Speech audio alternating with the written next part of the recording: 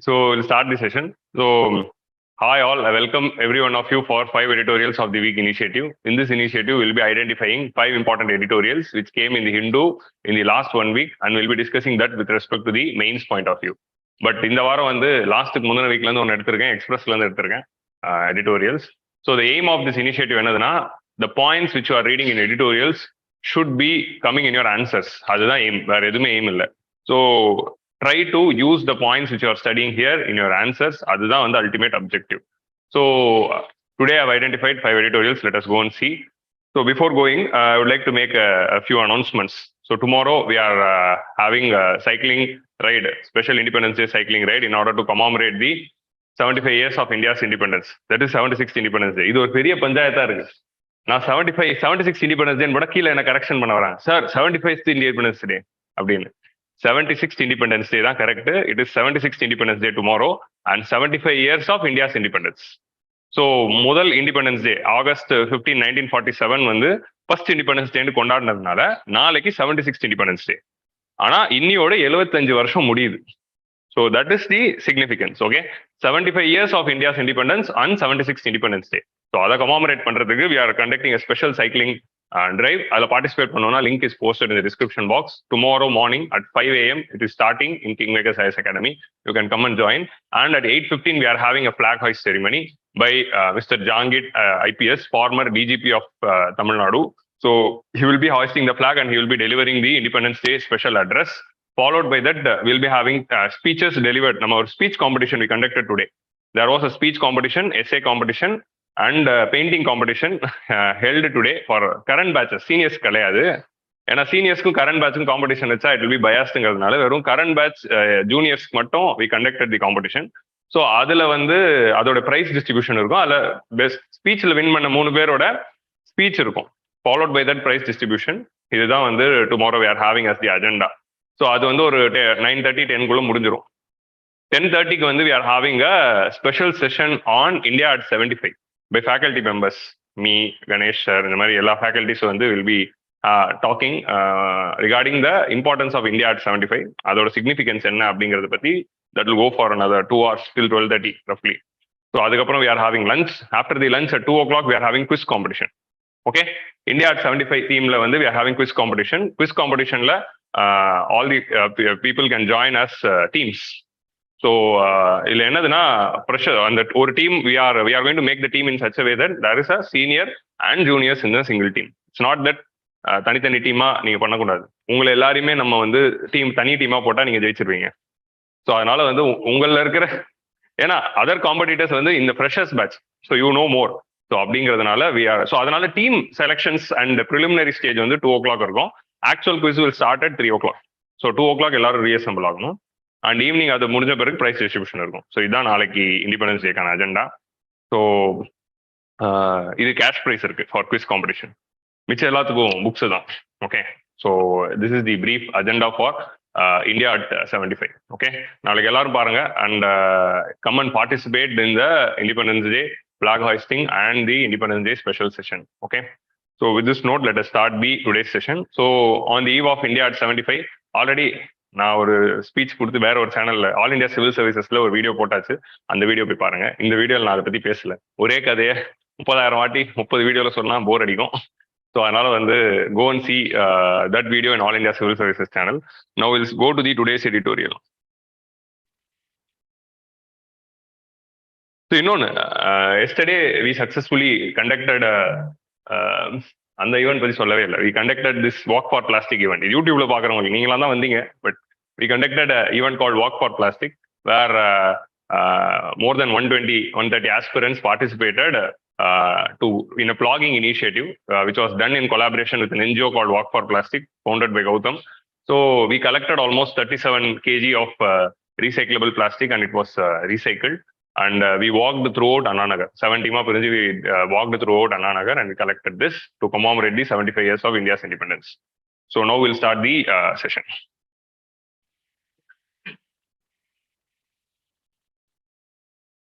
So today, இன்னைக்கு பார்க்க ஒரு 5 editorial. First வந்து minor minerals and the technology used to mine them. So அதை பத்தின ஒன்று. Next is tribal health mission. Abhay Bang committee பத்தின recommendation. Abhay Bang committee is an important committee with respect to tribal health. So அந்த கமிட்டியோட author அவரே editorial எழுதியிருந்தாரு. So அதுதான் அந்த editorial will be discussing. Next G20. This G20 editorial is very important for IR. ஏன்னா இதுல இருக்கிறது அதிக அந்த generic editorial இது. இதுல இருக்க பாயிண்ட்ஸ் எனி ஐஆர் கொஸ்டின்ல நீங்க யூஸ் பண்ண போறீங்க. Whichever IR question comes with respect to individual country wise இல்லைனாலும் ஜென்ரிக்கான ஐஆர் கொஸ்டின் எல்லாத்துலயும் you can use the points. Next one is about Antarctica program. Last class I said that you go and study. But இந்த வாரம் ஹிந்துல வந்து there is paucity of editorials. எல்லாம் மொக்க எடிட்டோரியல்ஸா இருந்த காரணத்தினால் நான் வந்து போன வாரத்துல இருந்து அண்டார்டிகா எடுத்து டிஸ்கஸ் பண்ண போறேன். And last one I took from express. Democracy at 75. Indian democracy 75th இயர்ல என்னென்னலாம் பண்ணணும், ஸோ எப்படி இருக்குங்கிறத பத்தி பேசல. நம்ம டெமோக்ரஸில ஒரு 5 விஷயத்த சரி பண்ணணும் அப்படின்னு சொல்றாரு. அந்த 5 விஷயங்கள் என்னென்ன அப்படிங்கறத இங்க நம்ம பார்க்க போறோம். ஓகே, ஸோ அந்த எடிட்டோரியல் வந்து எக்ஸ்பிரஸ்ல இருந்து have taken. So this are the 5 editorials which you are going to see today.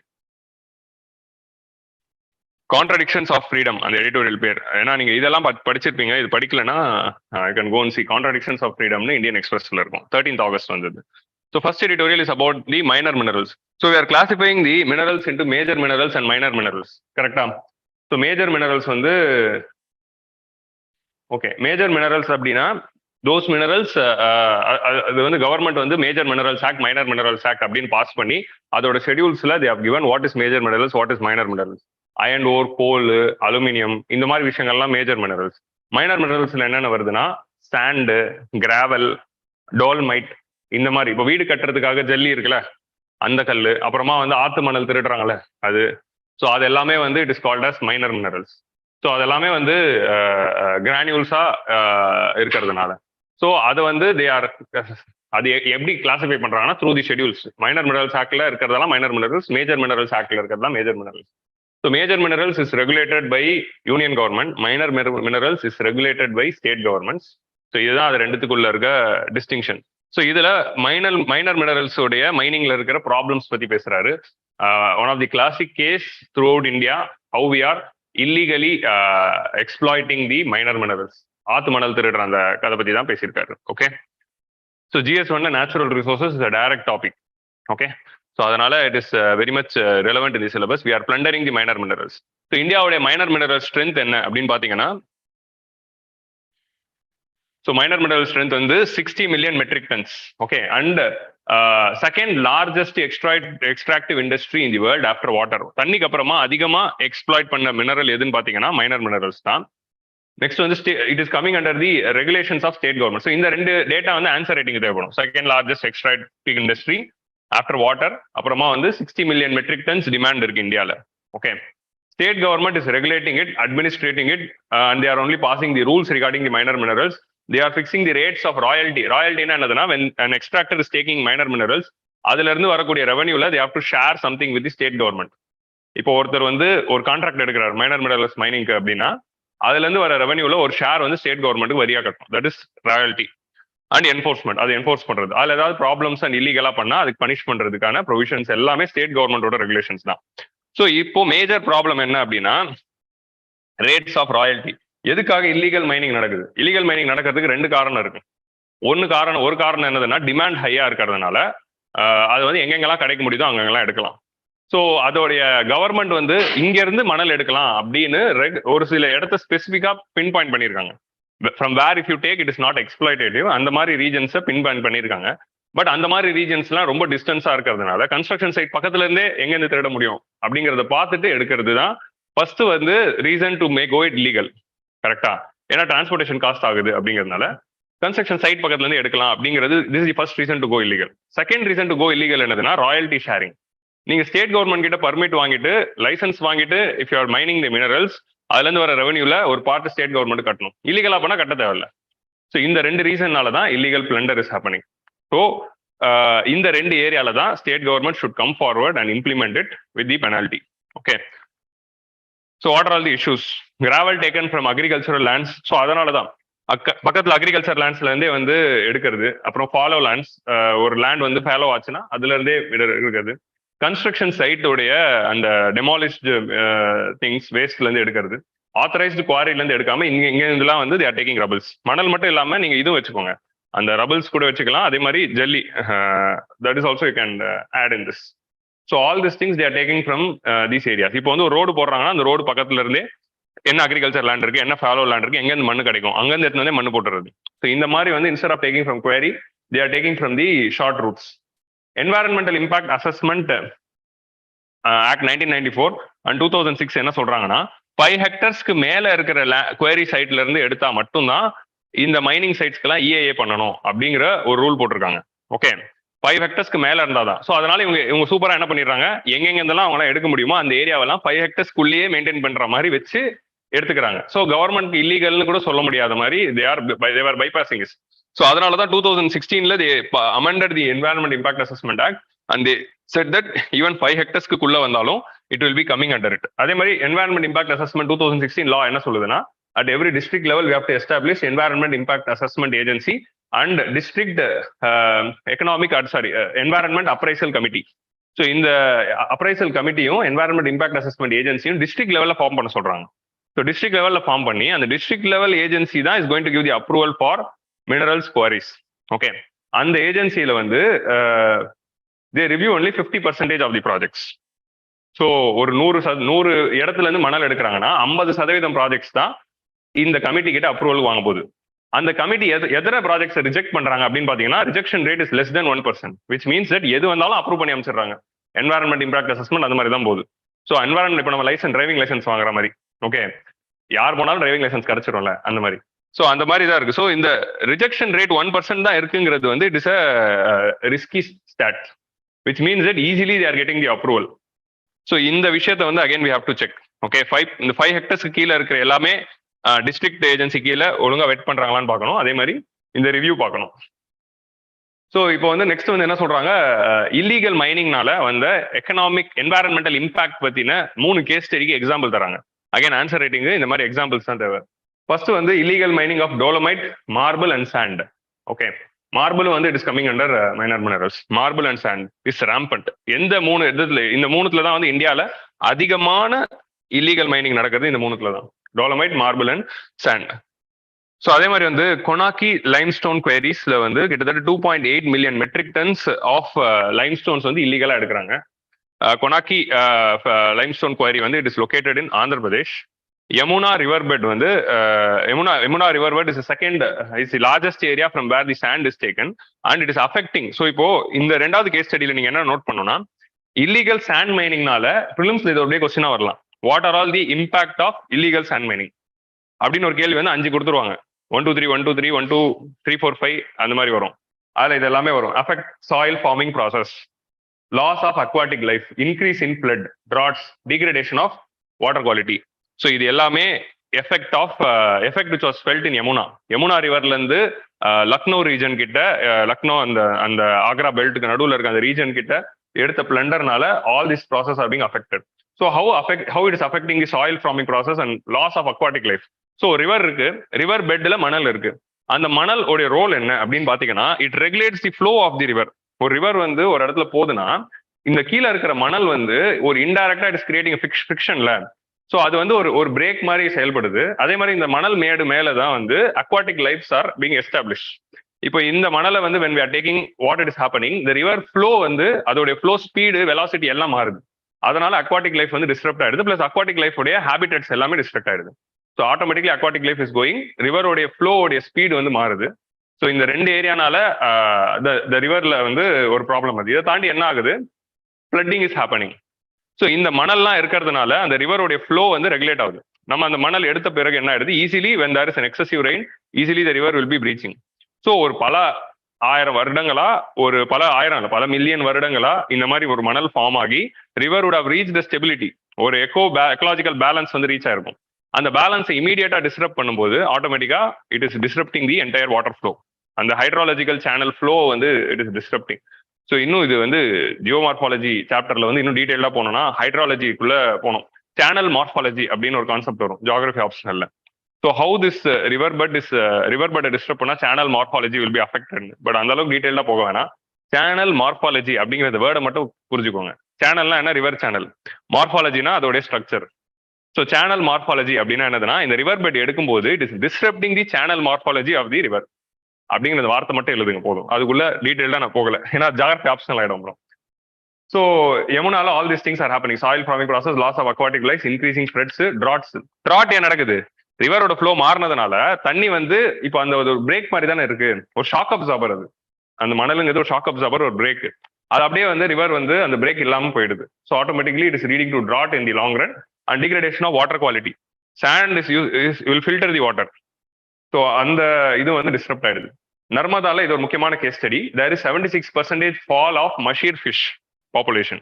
Okay, இது ரொம்ப முக்கியமான டேட்டா. நீங்க யமுனா எழுதுறீங்களோ இல்ல கொனாக்கி எழுதுறீங்களோ தெரியாது, இந்த எக்ஸாம்பிள் நீங்க எங்க வேணா எழுதலாம்.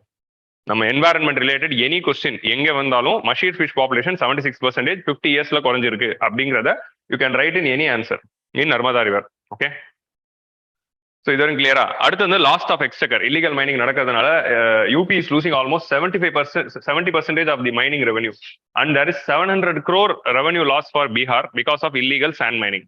ஏன் யூபி பீகார் எடுத்திருக்காங்கன்னா கேஞ்சட்டிக் சேனல்ஸ்ல இருக்கிற இல்லீகல் மைனிங் எடுத்து பண்ணியிருக்காங்க. நம்ம ஊர்ல இருக்கிற இந்த குட்டி குட்டி ரிவர்ஸ்ல இருக்கிறதே அவ்வளவு பெருசா பாக்குறோம், அங்க எவ்வளவு திருடலாம் அப்படின்னு யோசிச்சு பாருங்க. They are having one of the largest river channels of the world. Ganga உடைய சேனல் இருக்கு. So UP is losing almost 70% of mining revenue and 700 crore is lost by BR in the royalty sharing nala miss ஆறதுனால. Malfunctioning of governance. So இதுக்கெல்லாம் என்னென்ன காரணம்? Malfunctioning of governance, poorly drafted regulatory norms, weak institutions, lack of personnel. So all these are generic terms which doesn't need any explanations. Okay, poorly drafted regulatory norms, lawல இருக்கிற loopholes, weak institutions. So அதை enforce பண்ற அந்த institutionல வந்து they are not having enough power, lack of personnel, number of government officers to go and inspect. எத்தனை VAO இருக்காங்க, எத்தனை RTO இருக்காங்க அப்படிங்கிற அந்த நம்பர்ஸ் வந்து it matters. That is very less. Excessive litigation, ஏதாவது ஒரு இது போனால் அது உடனே கேஸ் போட்டுறாங்க. கேஸ் போட்டுறதுனால அது அப்படியே ஹால்ட் ஆயிடுது. Excessive litigation again it is hampering the implementation. இப்போ யார்ட்டையாவது போய் நீங்க ராயல்ட்டி கேட்குறீங்களா, ராயல்ட்டி கேட்கும்போது அவர் கேஸ் ஃபைல் பண்ணிடுறாங்க. அந்த கேஸ் அப்படியே மாட்டிக்குதா, ராயல்ட்டி சார்ஜஸ் நின்றுது. Like what happen for telecom sector. நம்ம டெலிகாம் செக்டர் ராயல்ட்டி போய் கேட்டோம், தர முடியாதுன்னு கேஸ் போட்டவங்க 18 வருஷமா கட்டல. அதோடைய ரிசல்ட் தான் 2018 வந்து இப்போ பல ஆயிரம் கோடியா வந்து ஃபைனா வந்துச்சு. ஸோ அந்த மாதிரி வந்து it is going as mitigation. Monitoring and planning mechanism வீக்கா இருக்கு. ஸோ இதெல்லாம் எப்படி தடுக்கலாம்? இது எல்லாத்தையும் சரி பண்றதுக்கு வி நீட், இப்போ இதெல்லாம் சரி பண்றது we need good law, we need good governance, we need good regulatory norms, we have to increase the number of personnel. Litigation வந்து பிக்கப் பண்ணணும் அப்படின்னு வே ஃபார்வர்ட் எழுதும்போது கூடவே என்ன எழுத போறோம், using of technology, satellite imagery. So இந்த illegal மைனிங்கை வந்து எப்படி கண்ட்ரோல் பண்ணலாம் அப்படின்னா satellite imagery can be used. Satellite imagery மூலமா we can monitor it. Google எர்த்லாம் இந்தியாவுக்கு வந்துருச்சு. ஸோ அந்த மாதிரி சேட்டலைட் இமேஜரி, கூகுள் எர்த்தே வரும்போது இதெல்லாம் வந்து ஈஸியான விஷயம். Easily with satellite imagery you can monitor the land use pattern changes immediately. ஒரு நாள்ல மாறுற லேண்ட் யூஸ் பேட்டர்ன் சேஞ்சஸ் பார்க்கலாம். லைவ் சேட்டலைட்ஸே இருக்கு. லைவ் சேட்டலைட்ஸ்னா லைவ் கேமரா மாதிரி நீங்க லைவ் டெலிகாஸ்ட் கூட பாக்குற அளவுக்கு ஸ்பை சேட்டலைட்ஸ் வந்துருச்சு. ஸோ அப்படி இருக்கும்போது சேட்டலைட் இமேஜரி வச்சுட்டு we can easily check the volume of extraction. ஒரு இடத்துல வந்து எவ்வளவு வால்யூம் எடுக்கிறாங்க அப்படிங்கிறது வரைக்கும் பார்க்கலாம், ப்ரீவியஸ் ஆஃப்டர் இமேஜஸ் கம்பேர் பண்ணி. So how much volume is taken and entire process can be monitored. இப்போ நீங்க லைசன்ஸ் கொடுத்து ஒருத்தர் எடுக்க போறாருன்னா அவர் எவ்வளவு வால்யூம் எடுக்கிறாரு, என்னென்ன ரூல்ஸ் ஃபாலோ பண்றாரா இல்லையா, எல்லாத்தையும் சேட்டலைட் இமேஜரி அண்ட் ட்ரோன்ஸ் மூலமா மானிட்டர் பண்ணலாம். அவர் எவ்வளவு எடுக்கிறாரு அப்படிங்கறத வச்சுட்டு ஈஸியா நம்ம என்ன பண்ணலாம், நம்ம அதை ஒரு கிராஸ் செக் கூட வச்சுக்கலாம். டு புட் தி சார்ஜஸ், எவ்வளவு சார்ஜஸ் எவ்வளவு லாயல்ட்டி அப்படிங்கறத போடுறதுக்கு can use drones, IoT and block chain. இந்த 3 டெக்னாலஜி, ஆர்டிஃபிஷியல் இன்டெலிஜென்ஸ் கூட சேர்த்துக்கோங்க உங்களுக்கு ஆசை இருந்தா. ஓகே, அதையும் போட்டுக்கலாம். அதுக்குன்னு இது போட்டுறாதீங்க, நம்ம அது பேர் என்ன, token. So GPF and RFID. So IoT, drones, blockchains, அது கூட வந்து ஜிபிஎஸ் அண்ட் ரேடியோ ஃப்ரீக்வன்சி, இது எல்லாமே ஒன்று சேர்த்து இந்த டெக்னாலஜி மூலமா we can easily implement. Already Madras high court has order that satellite மூலமா நம்ம தமிழ்நாட்டில் இருக்க எல்லா ஆர்டரும் நம்ம கொடுக்கணும் அப்படின்னு ஒரு ஆர்டர் கொடுத்துருக்காங்க. குஜராத்ல they are implementing it. Drone monitoring குஜராத்ல இம்ப்ளிமெண்ட் பண்றாங்க. Blockchain and IoT system வந்து they are implementing, drone blockchain and IoT system வந்து they are implementing in Andhra Pradesh. அதோட 2 எக்ஸாம்பிள். மெட்ராஸ் ஹைகோர்ட் ஆர்டரே இருக்கு, சேட்டலைட்ஸ் தான் இனிமேல் யூஸ் பண்ணணும் அப்படின்னு. இதெல்லாம் ஜஸ்ட் எக்ஸாம்பிள்ஸ் தான் which you can use in the answers. Okay, so environment ரிலேட்டடா நம்ம எழுதுறதுக்கான ஒரு முக்கியமான எக்ஸாம்பிள் இந்த லைன் தான். Okay, mahseer population drop by 76%. You can use this as standard example anywhere. Okay, so and use of technology. Clear on the editorial? So on the editorial இருந்து இருக்க எல்லா points we have discussed. So next editorial is about the tribal health mission. Abhay Bang committee was appointed by the government to recommend regarding the health of the tribal people. So அவங்களுக்கு என்ன health mission கொண்டு வரலாம் அப்படிங்கிறது, state of tribal people அப்படிங்கிற அந்த report வந்து they released. அதுல அவங்க என்னென்ன கன்சர்ன்ஸ் பார்த்தாங்க, என்னென்ன ரெக்கமெண்டேஷன்ஸ் கொடுத்தாங்க அப்படிங்கிறது தான் இந்த எடிட்டோரியலோட மெயின் நிமிஷம். இந்த எடிட்டோரியல் அவர் ஆரம்பிக்கிறப்ப என்ன சொல்லுவாரு, ட்ரைபல் பிரசிடென்ட் வந்துட்டாங்க. So it is a very remarkable thing in India's history. But president வந்தா மட்டும் போதாது, நாட்டில் வந்து we are having 11 crore tribal people. So 11 crore tribal people உடைய health is at huge alarming levels. So அவங்களோட health issues வந்து it is at alarming levels. அதை government address பண்ணும். அது எப்படிலாம் அட்ரஸ் பண்ணலாம் அப்படிங்கிறதுக்கு நாங்கள் 2018 ஒரு கமிட்டி ஃபார்ம் பண்ணி அதுக்கான ரெக்கமெண்டேஷன் நாங்கள் சப்மிட் பண்ணியிருக்கோம். அந்த ரெக்கமெண்டேஷன் உங்க செல்ஃப்ல தான் இருக்கு. அந்த ஷெல்ஃப்ல இருந்து அந்த அப்படி எழுதியிருக்காருங்க ஆர்டிகல். ஷெல்ஃப்ல இருந்து அதை எடுத்து அதை இம்ப்ளிமெண்ட் பண்ணீங்கன்னா அது இன்னும் நல்லா இருக்கும் அப்படிங்கிற மாதிரி he would have written in the editorial. Okay, ministry of health உடைய ஷெல்ஃப்ல இருக்கு அப்படின்னு சொல்றாரு. So GS2 health and vulnerable sections of the society அப்படிங்கிற இந்த 2 ஏரியால வந்து it is coming. Tribal health mission, so national health mission, national rural health mission, national urban health mission மாதிரி நேஷனல் ட்ரைபல் ஹெல்த் மிஷன் அப்படின்னு ஒரு ஸ்கீமை launch பண்ணுங்க அப்படிங்கிறத இவரோட மெயின் ரெக்கமெண்டேஷன்ஸ். ஓகே, ஸோ இந்தியாவில் வந்து 11 crore tribes, 8.6% of the population இருக்காங்க. ஸோ 5 to 10 lakh tribes வந்து suffer from sickle cell anaemia. இது வந்து இன்ட்ரோடக்ஷன் போட வேண்டிய data. So 5 to 10 lakh tribes அப்படின்னு ரஃபா போட்டிருக்காரு. பட் நம்ம ஏதோ ஒரு டேட்டா எடுத்து எழுதலாம். Sickle cell anaemia is a genetic disorder. Genetic disorder இருக்கும்போது என்ன ஆயிடுது, அந்த அவங்களுடைய ரெட் பிளட் செல்ஸ் வந்து இப்படி மூணு மாதிரி கிரசன்ட் மாதிரி மாறிடும். ரவுண்டா இருக்கிறது போல கிரசன்ட் மாதிரி மாறுறதுனால ஒரு ஜெனடிக் மியூட்டேஷனால வர இஷ்யூனால அவங்களுடைய பிளட்ல வந்து easily they are susceptible to anemia. In long run, they will also be affected. They can also be affected by cancer. So again, it's a genetic diseaseங்கிறதுனால ஆர்ஃபன் டிசீஸ்ல ஒரு ஒன்று. ஸோ இதுக்கான கியூர் இல்லை. கியூர் வந்து ரொம்ப காஸ்ட்லியா இருக்கு, ட்ரீட்மெண்ட்டும் காஸ்ட்லியா இருக்கு. அண்ட் இது வந்து ரேரஸ்ட் ஆஃப் தி ரேர் தான் வரும். ஆனா ட்ரைபல் பீப்புளுக்கு தான் இந்தியாவில அதிகமாக வருது. 5 லட்சம் இருந்து 10 லட்சம் பேர் ட்ரைபல்ஸ்க்கு வருது. ஏன் ட்ரைபல்ஸ்க்கு வருது? பிகாஸ் ஆஃப் தி அவங்களுக்குள்ள இருக்கிற அந்த இன்பிரீடிங். ஸோ அந்த இன்பிரீடிங் அதிகமாக இருக்கிறதுனால வித்தின் தி ஃபேமிலி அந்த இன்பிரீடிங் அதிகமாக அந்த ஹேபிட்ஸ் இருக்கிறதுனால easily they are susceptible to the genetic diseases. So அந்த மாதிரி இருக்கும்போது அவங்களுக்கு தான் இந்த பண்ணணும். ஸோ கவர்மெண்ட் கூட வந்து ஆர்ஃபன் டிசீசஸ்க்கு வந்து ஒரு பாலிசி கொண்டு வந்து அது எப்படி வந்து நம்ம அட்ரஸ் பண்ணலாம் அப்படிங்கிறதுக்கு ஒரு ஸ்கீம் கூட கொண்டு வந்தாங்க. ஸோ ஒன் டைம் செட்டில்மெண்ட் கொடுத்து அவங்களோட ட்ரீட்மெண்ட் சால்வ் பண்ணணும். ஸோ அதில் மெயினாக நம்ம ஃபோக்கஸ் பண்ண வேண்டியது tribal people. So tribal people ரிலேட்டடாக கொஸ்டின் வரும்போது இன்ட்ரோடக்ஷன்ல எழுதுறதுக்கு டேட்டா.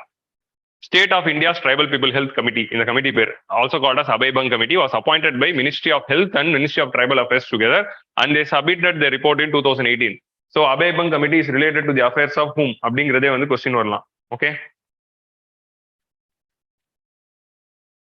ஸோ இந்தியாவில் வந்து இவர் வந்து ஒரு சில ஃபைண்டிங்ஸ் சொல்றாங்க. ட்ரைபல்ஸ் ரிலேட்டடான ஒரு சில ஃபைண்டிங்ஸ்ல இந்தியாவில் 809 tribal blocks are located in the scheduled areas. So பொதுவா வந்து ஆர்டிகல் schedule 5 of the constitutionல we are demarcated certain areas as scheduled areas where tribal people are living and they are having autonomy with respect to at various levels which you can read in Lakshmikant. So அந்த மாதிரி 809 tribal box schedule areaல இருக்கு. ஆனா they are only 50% of the tribals are living there. Rest of the 50% are living outside the scheduled areas. So ட்ரைபல்ஸ்க்காக கொண்டு வரப்பட்ட அந்த scheduled ஏரியாஸ்ல 50% tribals தான் வாழ்றாங்க. மிச்சம் 50% tribals they are living outside the scheduled areas without enjoying the benefits which Schedule 5 is giving to them. So அதுதான் வந்து number 1 data which they are giving. They are scattered and marginalized. So இந்த மாதிரி அவங்க வந்து ஏன் Schedule 5 கொடுத்துருக்காங்க? they are vulnerable sections. அவங்களை empower பண்ணணும் அப்படிங்கிறதுக்காக Schedule 5ல ஸ்பெஷல் ப்ரொவிஷன்ஸ் இருக்கு. அவங்க ஸ்கேட்டர்டாகவும் அதர் ரீஜன்ஸ் ஸ்ப்ரெட் ஆயிருக்கிறதுனால they are becoming marginalized community wherever they are living. So Jai Bhim படத்துல அந்த ஃபர்ஸ்ட் ஹாஃப்ல காட்டியிருப்பாங்க, அங்கங்க ஸ்கேட்டர்ட் ஆயிட்டு எங்க அவங்க வாழ்ந்தாலும் மார்ஜினலைஸ்டா இருப்பாங்க. So that is the problem. Next வந்து under 5 mortality rate. So mortality infant mortality ரேட்னா பிலோ 1 year. அண்டர் 5 மார்டாலிட்டி ரேட்னா 5 வயசுக்குள்ள எத்தனை குழந்தைங்க சர்வைவ் ஆகுது அப்படிங்கிறது. ஸோ அதுல வந்து ட்ரைபல் பீப்புளோட அண்டர் 5 மார்டாலிட்டி ரேட் வந்து 135 இருந்தது. நேஷனல் ஃபேமிலி ஹெல்த் சர்வே 1 அப்போ. National family health survey 1980s பண்ணப்போ. நேஷனல் ஃபேமிலி ஹெல்த் சர்வே 4ல வந்து இட் பிகேம் 57. இது ஏன் 4 பத்தி நம்ம பேசுறோம்னா 18ல வந்து ரெக்கமெண்டேஷன், அதனால வந்து 4ல காட்டுறாங்க. ஸோ ட்ரைபல் பீப்புளோட அண்டர் 5 மார்டாலிட்டி ரேட் 57ல இருக்கு. ரெஸ்ட் ஆஃப் தி இந்தியாவுக்கு வந்து ரெஸ்ட் ஆஃப் தி பீப்புளுக்கு வந்து 49ல இருக்கு. So rest of the people national average 49ல இருக்கு, ஆனால் ட்ரைபல் பீப்புள் 57 இருக்கு. So that is the disparity between the rest of the population and tribal people. So tribal பீப்புளோட அண்டர் 5 மார்டாலிட்டி ரேட் குறைஞ்சாலும் ரெஸ்ட் ஆஃப் தி பாப்புலேஷன் கிட்ட வந்து there is a huge gap. அந்த gap வந்து widen ஆயிட்டே போகுது அப்படிங்கிறது ஒரு major findings. Okay, child malnutrition is 50% higher for tribal children. So rest of the சில்ட்ரனுக்கும் ட்ரைபல் சில்ட்ரனுக்கும் சைல்டு மால்நியூட்ரிஷன் கம்பேர் பண்ணா 50% ஹையர். இந்த டேட்டாவெல்லாம் ஞாபகம் வச்சுக்கோங்க. எல்லாம் 50-50 இருக்கா, அதனால ஈஸியா இருக்கு ஞாபகம் வச்சுக்கிறது. பாருங்க 50. இது உண்மையெல்லாம் எழுதுறாரா இல்லை என்னன்னு தெரியல, ஆனா அவர் தான் எழுதியிருக்காரு. 50% of total malaria cases of the nation is among tribal. இந்தியாவில் இருக்கிற 100 ட்ரைப் மலேரியா வருதுன்னா 50% மலேரியா கேசஸ் ட்ரைபலுக்கு தான் வந்துருக்கு. So they're easily susceptible to malaria and amount of TB. Rest of the பாப்புலேஷனுக்கும் ட்ரைபல் பீப்புளுக்கும் டிபியோட இன்சிடென்ட்ஸ் எடுத்து பார்த்தா tribal people are 3 times more susceptible to the TB incidents when compared to the rest of the population. So இந்த டேட்டாலாம் வந்து நம்ம ஆன்சர் ரைட்டிங் ரொம்ப முக்கியம். And cancer, hypertension, cardiac, mental health issues, diabetes also increasing in the recent times. So this is one thing regarding the health. And tribal areas வந்து maximum they are going to be relying only on the government infrastructure. அவங்க private ஹாஸ்பிட்டல்லாம் போக போறது இல்லை. ஸோ அவங்க இருக்கிற அந்த ஏரியாவில் primary health centre 40% deficit. Primary health centres வந்து இந்த ஷெட்யூல்டு ஏரியாஸ்லயும் ட்ரைபல்ஸ் இருக்கிற ரீஜன்ல 40% டெபிசிட் இருக்கு. And 33 to 84% deficit of medical personnel. Medical spelling தப்பா இருக்கு. 33 to 84 அது என்ன? 33 to 84 டாக்டர்ஸ்ல ஒரு பர்சன்டேஜ் இருக்கும், நர்சஸ்க்கு ஒரு பர்சன்டேஜ் இருக்கும், அப்புறம் அந்த கம்பவுண்டர்ஸ்க்கு ஒரு சில பர்சன்டேஜஸ் இருக்கும். ஸோ அதை வச்சு அது ஒரு ரேஞ்சா போட்டிருக்காங்க. ஸோ அதான் 33 to 84% ஆஃப். நம்ம வந்து நம்ம ரெண்டுத்துல ஏதாவது நம்பர் கூட எடுத்து எழுதிக்கலாம், இல்லை அப்படியே கூட எழுதலாம். 33 to 84% of deficit of medical personnel in the tribal hamlet. So more number of doctors need to work for the tribal people. அவங்க ரூரல் ஏரியாலே ஒர்க் பண்றது இல்லை, எங்க ட்ரைபல் ஏரியால போய் ஒர்க் பண்ண போறாங்க doctors. So that is one thing. How to increase the doctors, how to make doctors to work in rural area அப்படிங்கிறதுக்கு தமிழ்நாடு மாடல் ஒன்று பார்த்தோம், ஞாபகம் இருக்கா? தமிழ்நாடோட ஒரு ரிசர்வேஷன் பாலிசினால தேவர் ஃபோர்ஸ் டு ஒர்க் அப்படிங்கிறது பார்த்தோம். ஆனா அந்த பாலிசி தான் நீட்னால அஃபெக்ட் ஆச்சு அப்படிங்கிறது டிஸ்கஸ். டிஎன் ஹெல்த் மாடல் அப்படின்னு ஒரு எடிட்டோரியல்ல discuss. Go and see that. அது எங்க இருக்குங்கிறது கீழே டிஸ்கிரிப்ஷன்ல பிடிஎஃப்ல இருக்கும், போய் பாருங்க. Lack of tribal participation in local, state or national level policy making, planning and delivering. So policy மேக்கிங்ல we are not incorporating them, that is a problem. Tribal subplan. இந்த ட்ரைபல் சப்ளான் அப்படின்னா என்னதுன்னா, கவர்மெண்ட் எந்த scheme போட்டாலும் அந்த ஸ்கீமோட பெனிஃபிஷியரிஸ்ல அந்த ரீஜன்ல எத்தனை tribal people இருக்காங்களோ அவ்வளவு பர்சன்டேஜ் காசு அவங்களுக்கு போகணும். அதான் ட்ரைபல் சப்ளான். இப்போ டேக் திஸ் எக்ஸாம்பிள். கவர்மெண்ட் வந்து ஆயுஷ்மான் பாரத் தானா, கவர்மெண்ட் வந்து பிஎம் கிசான் கொண்டு வராங்கன்னு வச்சுக்கோங்களேன், இல்லைனா வந்து எனி அதர் ஸ்கீம் என்ன எடுத்துக்கலாம், சரி பிஎம் கிசான் வச்சுக்கலாம். ஸோ பிஎம் கிசான் ஸ்கீம் ஒரு இடத்துல வருது அப்படின்னா அந்த ஸ்கீம் வந்து இப்போ ட்ரைபல் ரீஜன்ல இம்ப்ளிமெண்ட் பண்ண போறாங்க அப்படின்னா ட்ரைபல் பீப்புள் அங்கே எவ்வளோ பர்சன்டேஜ் இருக்காங்களோ அவ்வளோ ப்ரொபோர்ஷன் ஆஃப் மணி அவங்களுக்கு ஒதுக்கி அது அவங்களுக்கு மட்டும் தான் செலவு பண்ணணும். இதுக்குன்னா இப்போ பிஎம் கிசானோட பெனிஃபிஷரிஸ் யாரு? ஆல் ஃபார்மர்ஸ் அப்படின்னு இருக்குல்ல. ஆல் ஃபார்மர்ஸ் அப்படின்னு சொல்லிட்டா எல்லாருமே கவர் பண்ணுவோமா இல்லையான்னு தெரியல. ஆனா அதுவே ட்ரைபல் பீப்புள் அங்க இருக்காங்கன்னா கண்டிப்பா அவங்களுக்குன்னு ஒரு மணி அலோகேட் பண்ணி அது அவங்களுக்கு மட்டும் தான் ஸ்பெண்ட் பண்ணுவோம். ஸோ ரிசர்வேஷன் இன் ஸ்பெண்டிங், அதுதான் வந்து tribal subplan. Any government scheme வச்சவர், இப்போ வந்து start up India, stand up India அப்படின்னு ஒரு ஸ்கீம் இருக்குன்னு. ஸ்டாண்ட் அப் இந்தியால தான் ட்ரைபல்ஸ் வருவாங்க, ST people. Stand up India scheme ஒரு ட்ரைபல் ரீஜன்ல நீங்க இம்ப்ளிமெண்ட் பண்றீங்க ஒடிஷால அப்படின்னா அங்க எவ்வளவு பர்சன்டேஜ் ஆஃப் ட்ரைபல் பாப்புலேஷன் இருக்காங்க? லைக் 40% ட்ரைபல் பாப்புலேஷன், ரஃபா நான் சொல்றேன், 40% ட்ரைபல் பாப்புலேஷன் இருக்காங்கன்னா ஸ்டாண்ட் அப் இந்தியா ஸ்கீமோடைய 40% ஆஃப் அந்த அலோகேஷன் ட்ரைபல் பீப்புளுக்கு மட்டும் தான் போகும். ரெஸ்ட் ஆஃப் தி 60ல தான் உமனுக்கும் எஸ்சிஸ்க்கும் போகும். ஸோ அப்படிதான் வந்து stand up India will be implemented. So that is tribal subplan. Any scheme you implement அந்த ரீஜன்ல எவ்வளோ ட்ரைபல் பாப்புலேஷன் இருக்காங்களோ அதுக்கேற்ற பர்சன்டேஜ் அவங்களை அலோகேட் பண்ணி அவங்களுக்கு மட்டுமே ஸ்பெண்ட் பண்ணணும். ஸோ ட்ரைபல் சப்ளான் அதுல வந்து ஹெல்த்துக்காக அப்ப நீங்க எடுத்து ஸ்பெண்ட் பண்ண பாத்தீங்கன்னா எவ்ரி இயர் வந்து 15,000 crore வந்து ட்ரைபல்ஸ்க்காக மட்டுமே ஸ்பெண்ட் பண்ணும். பட் அவ்வளவு ஸ்பெண்ட் பண்றாங்களான்னா தெரியலங்கிறது தான் பதில். எவ்வளவு ஸ்பெண்ட் பண்றாங்கிறது டேட்டா இல்ல. ஸோ 15,000 கவர்மெண்டோட total health expenditure with tribal population வச்சு பார்க்கும்போது 15,000 crore ஸ்பெண்ட் பண்ணிருக்கணும். பட் அவ்வளவு ஸ்பெண்ட் பண்றாங்களான்னு தெரியல, ஏன்னா கவர்மெண்டோட டேட்டா எங்குமே கிடைக்கல. So government should ensure that money is being spend. So way forward, அதுக்கு என்ன 3 வே ஃபார்வர்ட் கொடுக்குறாரு. ஒன்று வந்து என்னதுன்னா national tribal health action plan அப்படின்னு ஒரு பிளானை கொண்டு வந்து bring tribal health care at par with the rest of the population. இந்த கேப்ஸ் எல்லாத்தையும் பிரிட்ஜ் பண்ற மாதிரி செப்பரேட்டா அவங்களுக்கு ஒரு ஹெல்த் ஆக்ஷன் பிளானை கொண்டு வாங்க அப்படின்னு சொல்றாங்க. நெக்ஸ்ட் வந்து 80 மெஷர்ஸ். ஸோ இவரோட ரெக்கமெண்டேஷன்ஸ்ல மொத்தம் 80 ரெக்கமெண்டேஷன்ஸ் வந்து கொடுத்துருக்காரு ஃபார் ட்ரைபல் பீப்புள். ஸோ அந்த ரெக்கமெண்டேஷன்ஸ் எல்லாத்தையும் இம்ப்ளிமெண்ட் பண்ணுங்க அப்படின்னு சொல்றாங்க. 2.5% of GDP target is there. So national health மிஷன்ல நம்ம என்ன சொல்றோம், total health expenditure should be 2.5% of GDP. So அந்த டார்கெட் ட்ரைபல்ஸ்க்கு அச்சீவ் பண்ணணும். So proportionately okay. ஸோ ட்ரைபல்ஸ்க்கு அந்த பாப்புலேஷன் அந்த இது அச்சீவ் ஆகுதா அப்படின்னு பார்க்க சொல்றாரு. ஸோ இந்த 80 மெஷர்ஸ் இருக்குல்ல, இந்த 80 மெஷர்ஸ் இப்போ நம்ம போய் படிக்க முடியாது. ஆனா நீங்க என்ன பண்ணலாம்னா அபேபங் கமிட்டி ரெக்கமெண்டேஷன்ஸ் அப்படின்னு போட்டீங்கன்னா இந்த மாதிரி ரிப்போர்ட்ஸ் வந்து நம்ம என்ன எடுக்கலாம், எப்படி படிக்கலாம் அப்படின்னா ஜஸ்ட் சம்மரி தான் எடுக்கணும். சம்மரி ஒரு பக்கம் 1.5 பக்கம் தான் இருக்கும். அந்த ஒரு பக்கம் 1.5 பக்கம் சம்மரில இருந்து என்ன பாயிண்ட்ஸ் இருக்கோ அதை மட்டுமே எடுத்து எழுதிக்கிட்டு 4 பாயிண்ட் 5 பாயிண்ட் எடுத்தாலே போதும். அதுல 3 பாயிண்ட் இங்கே கொடுத்துட்டாரு, மிச்ச பாயிண்ட்லாம் என்ன இருக்குன்னா இதெல்லாம் சரி பண்ற மாதிரி தான் இருக்கும். நீங்க அது போய் பார்க்க கூட தேவையில்ல. அபேபங் கமிட்டியில இப்படி சொல்லியிருக்காங்கன்னு சொல்லி நீங்க ஹெல்த் ரிலேட்டடா எது எழுதினாலும் அதை சொல்லியிருப்பாங்க. உங்களுக்கு லாஜிக் புரியுதா? இப்போ போய் இந்த 80 படிக்கணும்னு இல்லை. இப்போ ஃபார் எக்ஸாம்பிள் ட்ரைபல் சப்ளானுடைய டேட்டா வந்து டிரான்ஸ்பரண்டா ரிலீஸ் பண்ணணும், அந்த ட்ரைபல் சப்ளான் இம்ப்ளிமெண்ட் பண்றாங்களான்னு பார்க்கணும் அப்படின்னு அபேபங் கமிட்டியில சொல்லியிருக்காங்க.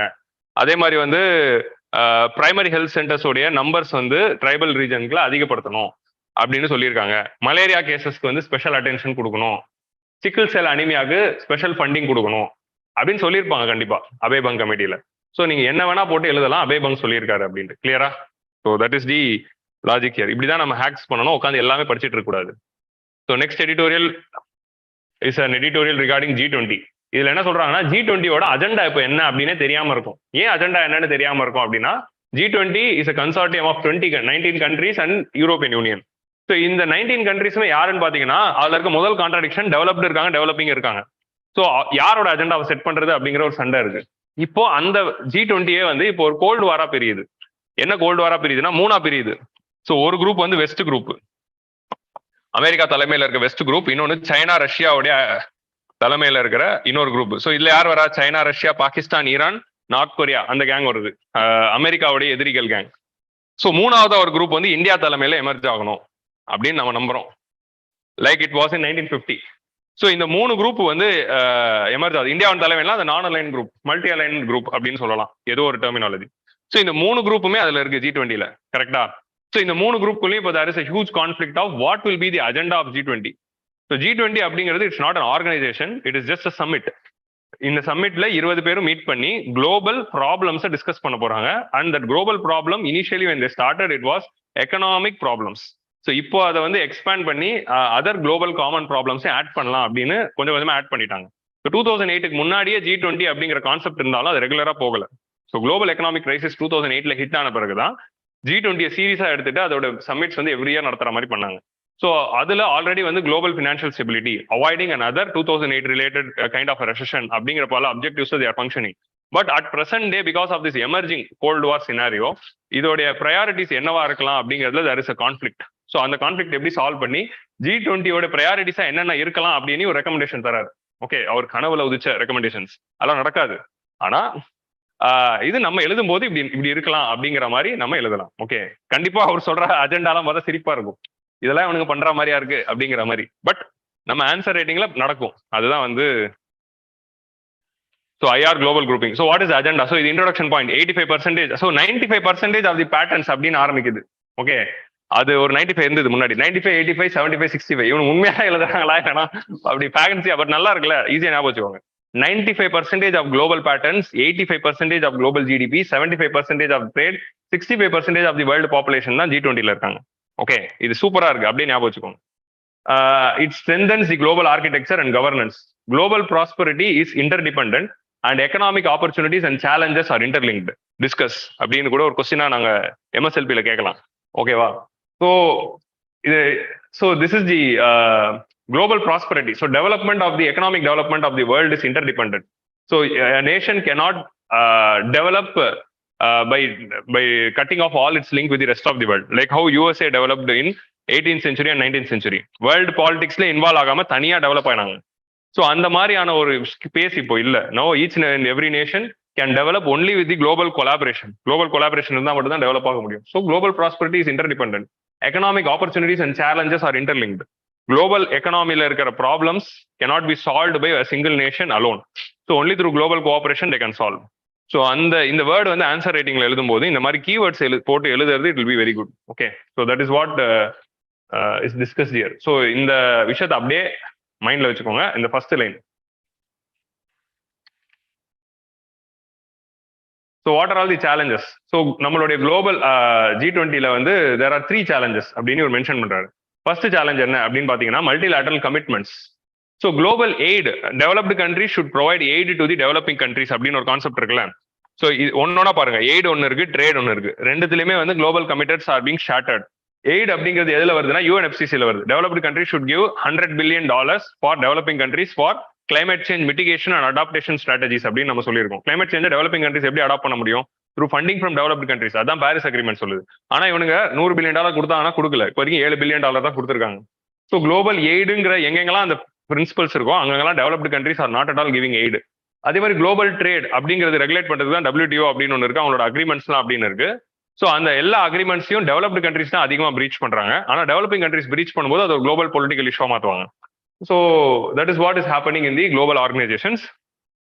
ஸோ மல்டிலேட்டரல் கமிட்மெண்ட்ஸ்ல aid and trade related things are being shattered. ஸோ இது ஒரு முக்கியமான சேலஞ்சா இருக்கு. ஸோ இந்த எய்டை என்ஷோர் பண்ணணும், ட்ரேடை வந்து நார்மலைஸ் பண்ணணும், இது ஒரு சேலஞ்ச். ரெண்டாவது strategic autonomy. So what is strategic autonomy? A Nations ability to determines its own foreign policy for its own welfare.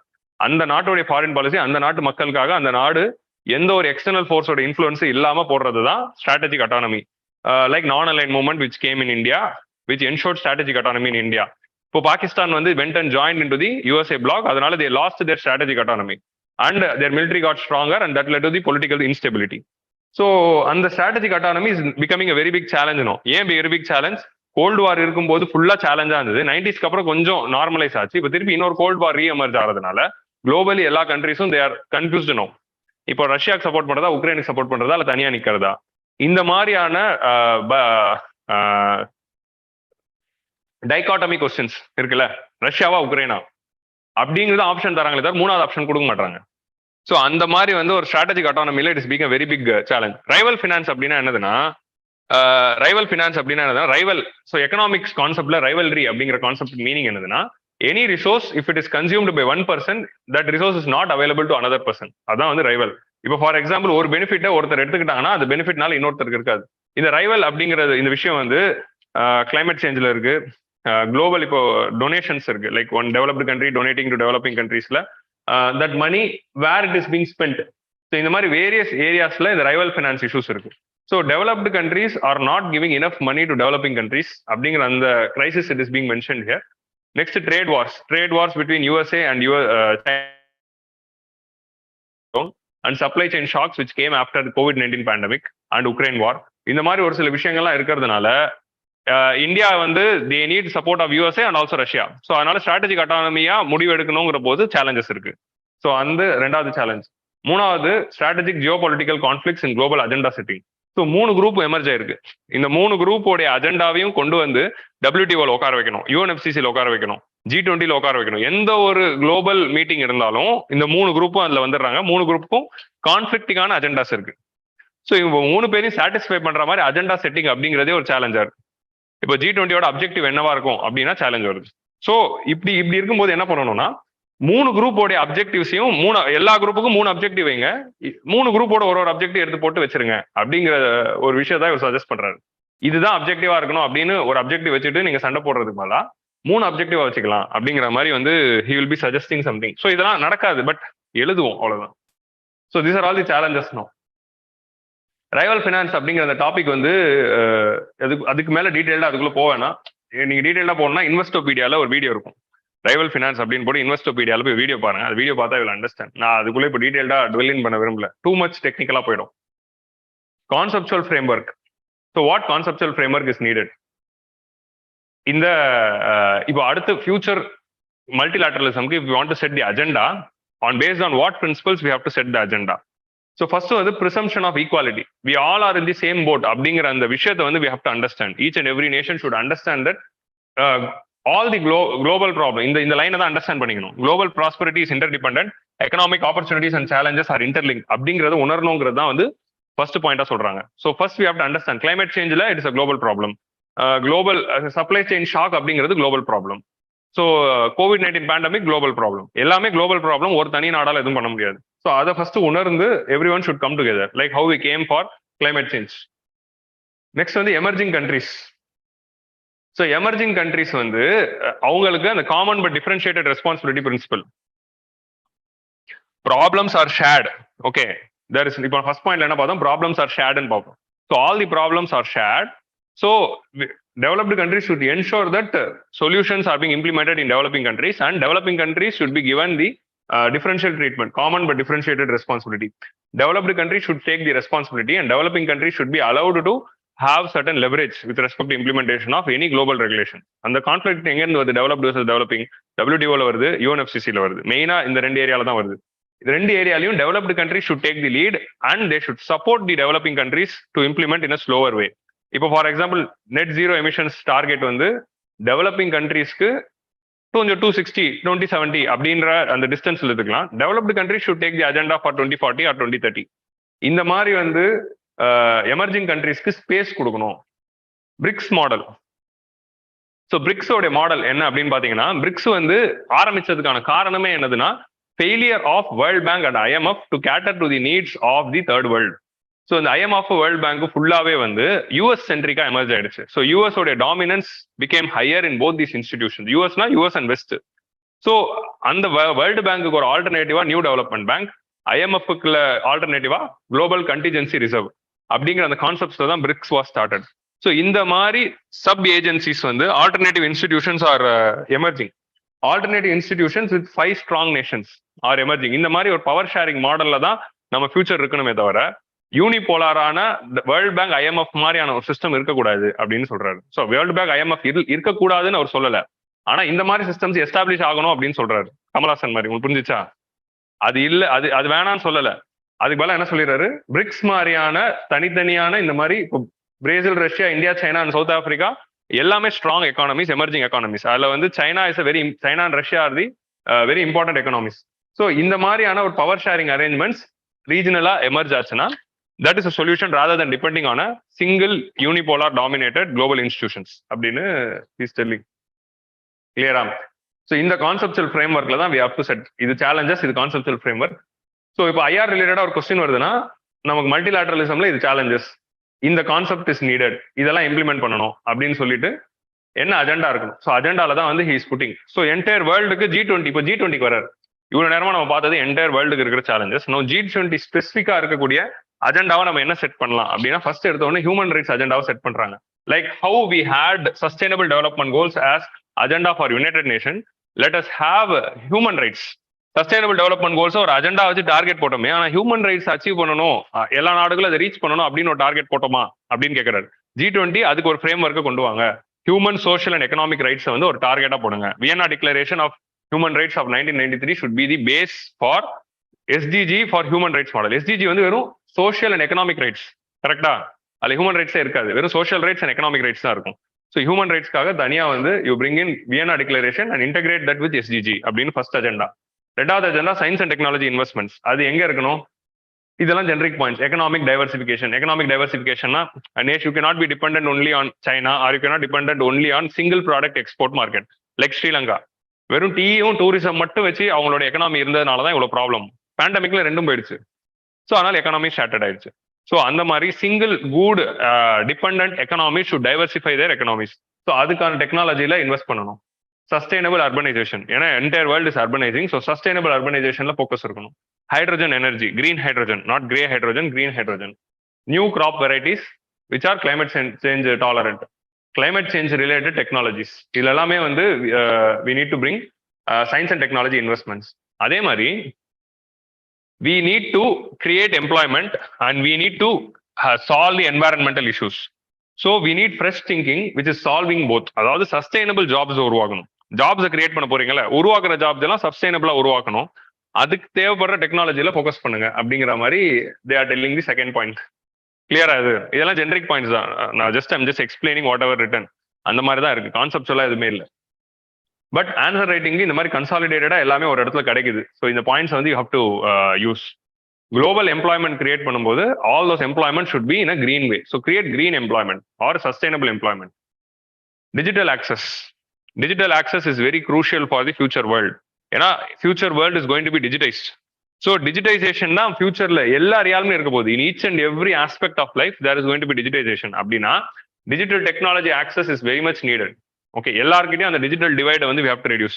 So digital access should be a universal service. Physical connectivity should be improved. Physical connectivity மட்டும் limit பண்ணிடக்கூடாது. எல்லாருக்கும் data கிடைச்சிட்டா போதுமா? அந்த data மூலமா கிடைக்கிற ஆப்பர்ச்சுனிட்டியை பயன்படுத்திக்கிறதுக்கான literacy அவங்களுக்குள்ள இருக்கணும். So that is what they are telling. Not only our statement editorial எப்படி இருக்குன்னா, not only providing physical connectivity but also ensuring they are reaping the opportunities through it அப்படிங்கிறத அந்த ஸ்டேட்மெண்ட்ல இருக்கும். நான் இங்க ஷார்ட் ஃபார்ம்ல இப்படி போட்டு வச்சிருக்கேன். ஸோ யூனிவர்சல் சர்வீஸா வந்து டேட்டா வந்து எல்லாருக்கும் போகணும். ஸோ டேட்டாவையும் வந்து பேசிக் கூட்ஸா நம்ம ஆட் பண்ணணும். பேசிக் கூட்ஸ்னா என்ன? So those goods which are needed for basic sustenance of life. அதை நம்ம சொல்ற ஃபுட், ஷெல்டர் அப்படின்னு சொல்றதுல டேட்டாவே ஆட் பண்ணுங்க. So that is going to be the future. Physical connectivity மட்டும் இல்லை, ஒருத்தருக்கு நெட் கனெக்ஷன் மட்டும் இருக்கக்கூடாது. அதுல யூடியூபை யூஸ் பண்ணி எப்படி ஏதாவது புது விஷயத்தை கத்துக்கலாம், இல்லை Naukri.com வச்சு எப்படி வேலை தேடலாம். ஸோ வெறும் டேட்டா மட்டும் இல்லாம அது ரீல்ஸும் ஷார்ட்ஸ் மட்டும் பார்க்கக்கூடாது. ஓகே, அவர் நௌக்கரி.comல வேலை தேடுறதுக்கும் கத்துக்கணும். ஒரு ஃபார்மரா இருந்தாருன்னா ஃபார்ம் ரிலேட்டட் அப்டேட்ஸ் பார்க்க அவர் கத்துக்கணும். அதான் using the opportunity through data. So அந்த ஆப்பர்ச்சுனிட்டி தேடுறதுக்கும் அவர் கத்துக் கொடுக்கறது தான் ரொம்ப முக்கியமே தவிர வெறும் டேட்டா மட்டும் கொடுக்கறது முக்கியம் இல்லை. Open access software. ஸோ ஃபியூச்சர்ல வரக்கூடிய சாஃப்ட்வேர்லாம் ஓப்பன் ஆக்சஸா இருக்கணும். ஸோ லைக் ஆண்ட்ராய்டு மாதிரி should be open to all. Apple மாதிரி இருக்கக்கூடாது அப்படின்னு சொல்றாரு. Okay, governance. So global digital governance architecture should be establish. அதை நோக்கி அதை எப்படி கொண்டு வரலாங்கிறதுக்கு பிளான் பண்ணுங்க. G20 உட்காந்து இதெல்லாம் G20க்கு தான் அஜெண்டா செட் பண்றாரு. பட் நம்ம எந்த குளோபல் இஷ்யூக்கு யூஸ் பண்ணிக்கலாம். And privacy of course. டிஜிட்டல்னால வரக்கூடிய மிகப்பெரிய சேலஞ்ச் வந்து வித் பிரைவசி. ஸோ இந்த பிரைவசியோட அதெல்லாம் வந்து we have to ensure. International collaboration in space and geospatial data. So this is another important thing. Natural resource management. இப்போ கூட நம்ம பார்த்தோம், மைனர் மினரல்ஸ்க்கு சேட்டலைட் தான் யூஸ் பண்ண போறோம். Natural resource management, climate change disaster management, agriculture, urban infrastructure planning, இது எல்லாத்துக்கும் we are going to use the geospatial data. அந்த ஜியோஸ்பேஷியல் டேட்டாவும் again it should be global sharing. இப்போ இந்தியா சேட்டலைட்ஸ் மூலமா கலெக்ட் பண்ற டேட்டா வெறும் இந்தியாவோட டேட்டா மட்டும் தான் கலெக்ட் பண்ண போதா? Satellite is going to cover a lot of data covering entire South Asia. இப்போ நம்ம IRNSS போகும்போது வெறும் இந்தியாவுக்காக மட்டுமா அனுப்பணும்? என்டையர் சவுத் ஏஷியாவுக்கு சேர்த்து தான் அனுப்பியிருக்கோம். ஸோ அந்த மாதிரி ஸ்பேஸ் ரிலேட்டட் டேட்டா வந்து it is going to be global. So enable sharing of this global geospatial data for the betterment of entire humanity instead of அது நேஷன் சென்ட்ரிக்கா இல்லாம international level collaboration to share this space technology and geospatial data. அதுக்கு international level collaboration வரணும். India இப்போதான் first step எடுத்து வச்சிருக்கோம். நம்ம ஊர் ஜியோஸ்பேஷியல் டேட்டாவை நம்ம லிபரலைஸ் பண்ணிருக்கோம். லாஸ்ட் இயர் தான் லிபரலைஸ் பண்ணோம். அதோட விளைவு தான் இந்த வருஷம் கூகுள் எடுத்து வந்தது. நம்ம ஒரு எடிட்டோரியல் பார்த்த ஞாபகம் இருக்கா? Geospatial technology was liberalised. அதோட 1 year செலிப்ரேஷன் அப்படின்னு சொல்லி வாட் இஸ் ஜியோஸ்பேஷியல் டெக்னாலஜின்னு ஒரு எடிட்டோரியல் பார்த்தோம். அந்த எடிட்டோரியல் நான் என்ன சொல்லியிருந்தேன், இத்தனை நாளா இந்த geospatial sector was restricted only to government. ஒரு பிரைவேட் செக்டர் வரணும்னா ஏகப்பட்ட ரெஸ்ட்ரிக்ஷன்ஸ் இருந்தது. அதனாலதான் கூகுளால எதுவுமே பண்ண முடியல. ஸோ அதை வந்து கவர்மெண்ட் லிபரலைஸ் பண்ணாங்க 2021. ஸோ 1 yearல வந்து நான் Google earth is launch. Already சென்னையில் நிறைய இடத்துல வந்துருச்சு பாத்தீங்களா? கூகுள் எர்த்னா என்ன, ஸ்ட்ரீட் வியூவே வரும் உங்களுக்கு. இவனால நமக்கு ஸ்ட்ரீட் வியூவே இல்லை. ஸோ நோ சென்னைக்கு ஸ்ட்ரீட் வியூ வந்திருக்கு. ஸோ இந்த மாதிரி பல மேப் ரிலேட்டட் டெக்னாலஜிஸ் வந்து ஓப்பன் அப் ஆகுது. ஸோ இந்த map related technology should be taken to entire world through global data sharing. So அதே மாதிரி வெறும் டிசாஸ்டர் மேனேஜ்மெண்ட் அப்படிங்கிறதே ஒரு தனி ஏரியா. அதில் கிளைமேட் சேஞ்ச் டிசாஸ்டர் மேனேஜ்மெண்ட்னா என்னதுன்னா, கிளைமேட் சேஞ்ச்னால வரக்கூடிய டிசாஸ்டர்ஸ் மேனேஜ் பண்றதுக்காகவும் நம்ம வந்து ஸ்பேஸ் அண்ட் ஜியோஸ்பேஷியல் டேட்டாவை யூஸ் பண்ணிக்கலாம்.